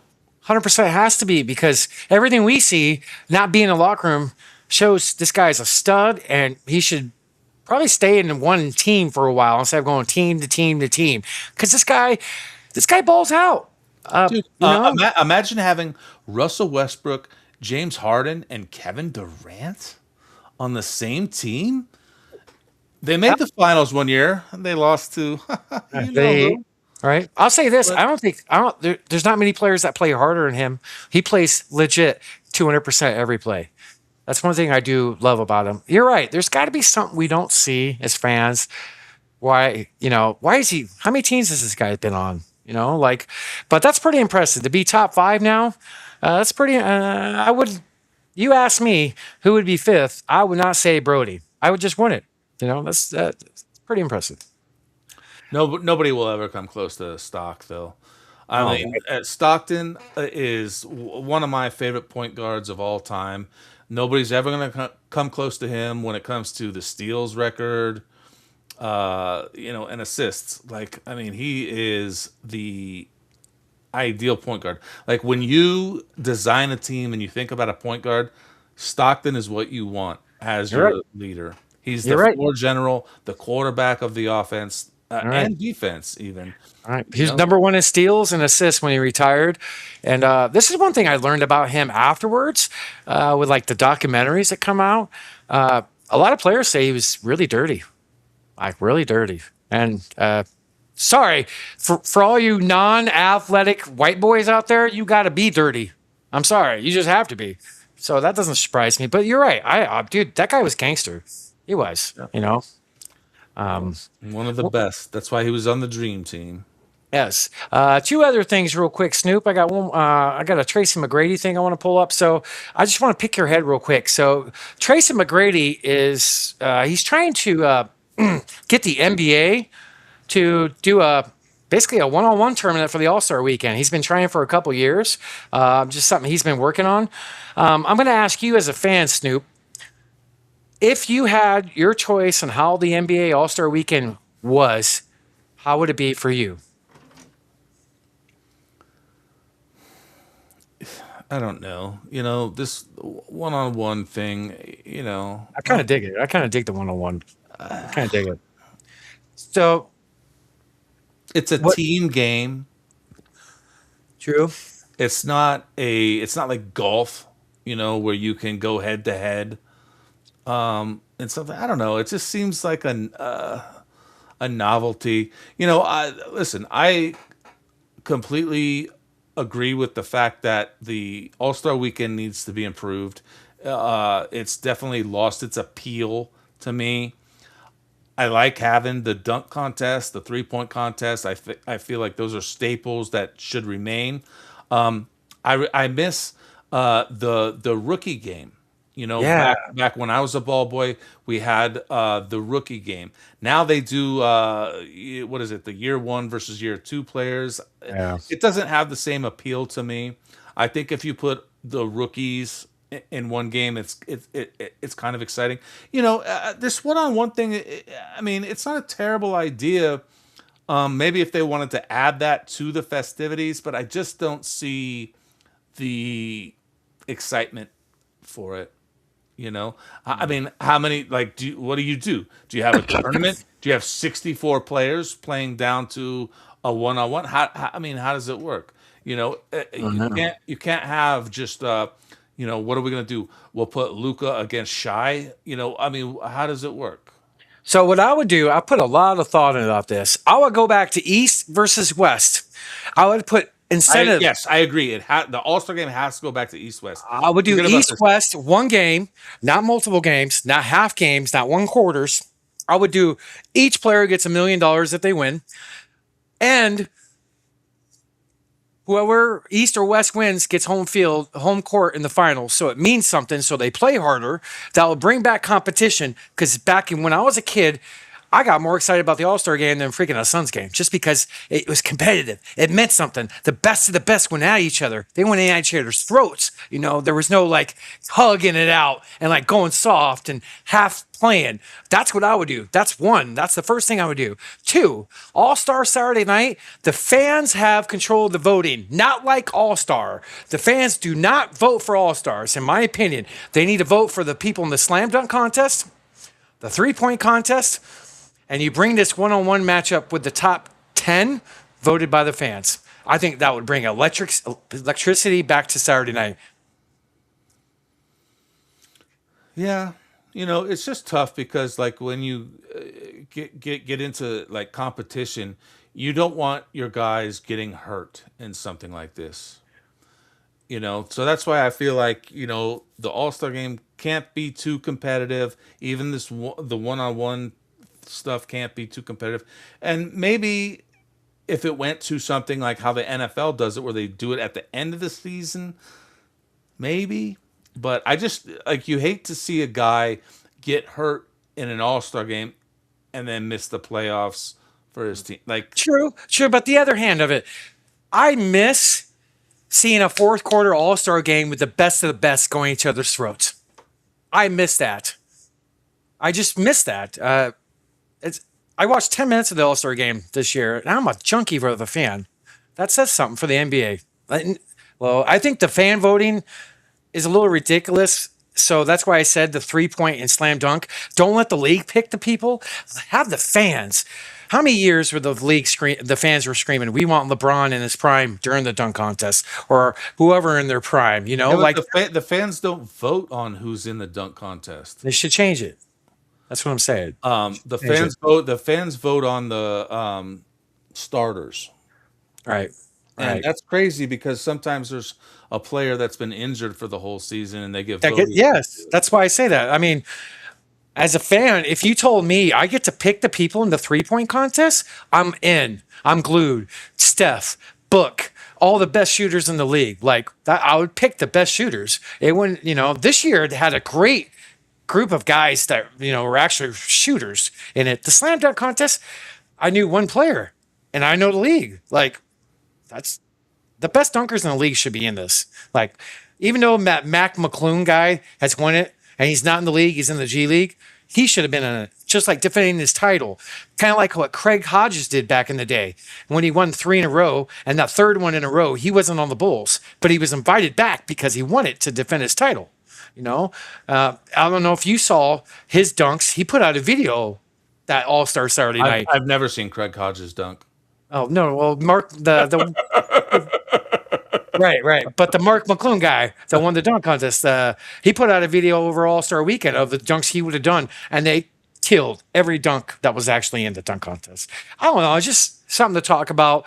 But I know, with you working the 95 All-Star game, kind of hits at home, that meant something going into that game. You saw Baby Jordan, Harold Miner, and Glenn Rice. And that game, do you remember it being very competitive? Like, they didn't go half-ass. To be honest, during the game, I didn't see a whole lot just because I was busy running around doing stuff. I had to do some stuff for the assistant coach for the East team, Richie Adubado was his name. He coached For the Magic. Yeah, the Orlando Magic at the time, and so I didn't get to watch a lot of the game. That's what it is. Like as a ball boy, you're working. You're not there to watch the game. You're working. There to work. There to You're an work. employee. Yeah. But when you went to the arena, you felt electricity. You felt it was a spectacle. Like it's just not now. It makes me sick because it's something that was important to me when I was a kid. It was special times for sure. I wish I could go back. I know. Dude, let's get a DeLorean. Let's go back in time, sir. Let's hit 88 miles an hour. I don't need a DeLorean because that's why I'm a part of the Phone Booth podcast.substack.com. Go there, check out all of the podcasts. There's like 11 of them. And the best one of them all, The Pick is In. You can find all the past episodes. There's some bonus content up there for you to check out. And if you get tired of watching those episodes, go check out Here's the Thing podcast. It's pretty cool. All right. Tell the folks at home, Tuesday, 6 p.m. EST.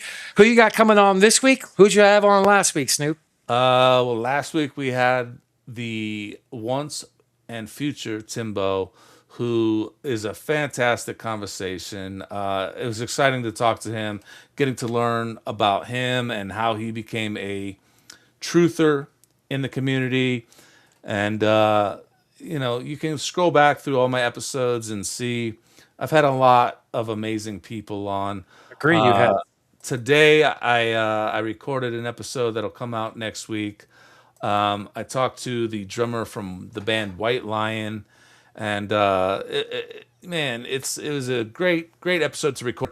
He told me he was short on time today, and so we got recording, and I was all prepared for the shortened time, and then we ended up going long, so it delayed me into the other podcast that I had to do today. So it's kind of funny how things work out. But yeah, can't wait for that episode to come out. It's just, it's exciting. I get to talk to all kinds of cool people. So I love it. And for all you people out there, if you're interested in possibly going on Snoop's podcast, sorry, Snoop, this is a little different. Reach out to Snoop. If you're into music, anything like that, I'm sure you've, you can get some more good guests because my guy Snoop, man, he's got a great show, and I want to continue building it for you, man. I hope bigger things come to you, brother. There's even an episode with Haywood that you can check out. I came on after the drummer of White Zombie, for God's sakes. Yeah. I think your exact words is like, God, this podcast went to shit. I got Haywood on. Yeah, I go from the drummer from White Zombie to Haywood, dude. What happened? But that's how it is, though. I mix it up. I don't just talk to musicians. I don't just talk to comedians. I talk to anybody and everybody. That's right. Haywood's right. If you want to come on, you can hit me up, but I ain't promising nothing. Appreciate all the love out there. Go give Snoop a follow, me a follow. Check out his podcast Tuesdays at 6 p.m. EST. Here's the Thing podcast. Go to phoneboothpodcast.substack.com. At The Pick is in YouTube, Rumble, all of our platforms. Show us some love. Keep us growing. Any final thoughts for the people at home, Snoop? Peanut butter and jelly. Good night, everybody. Cheers, everybody. Love y'all. Peace.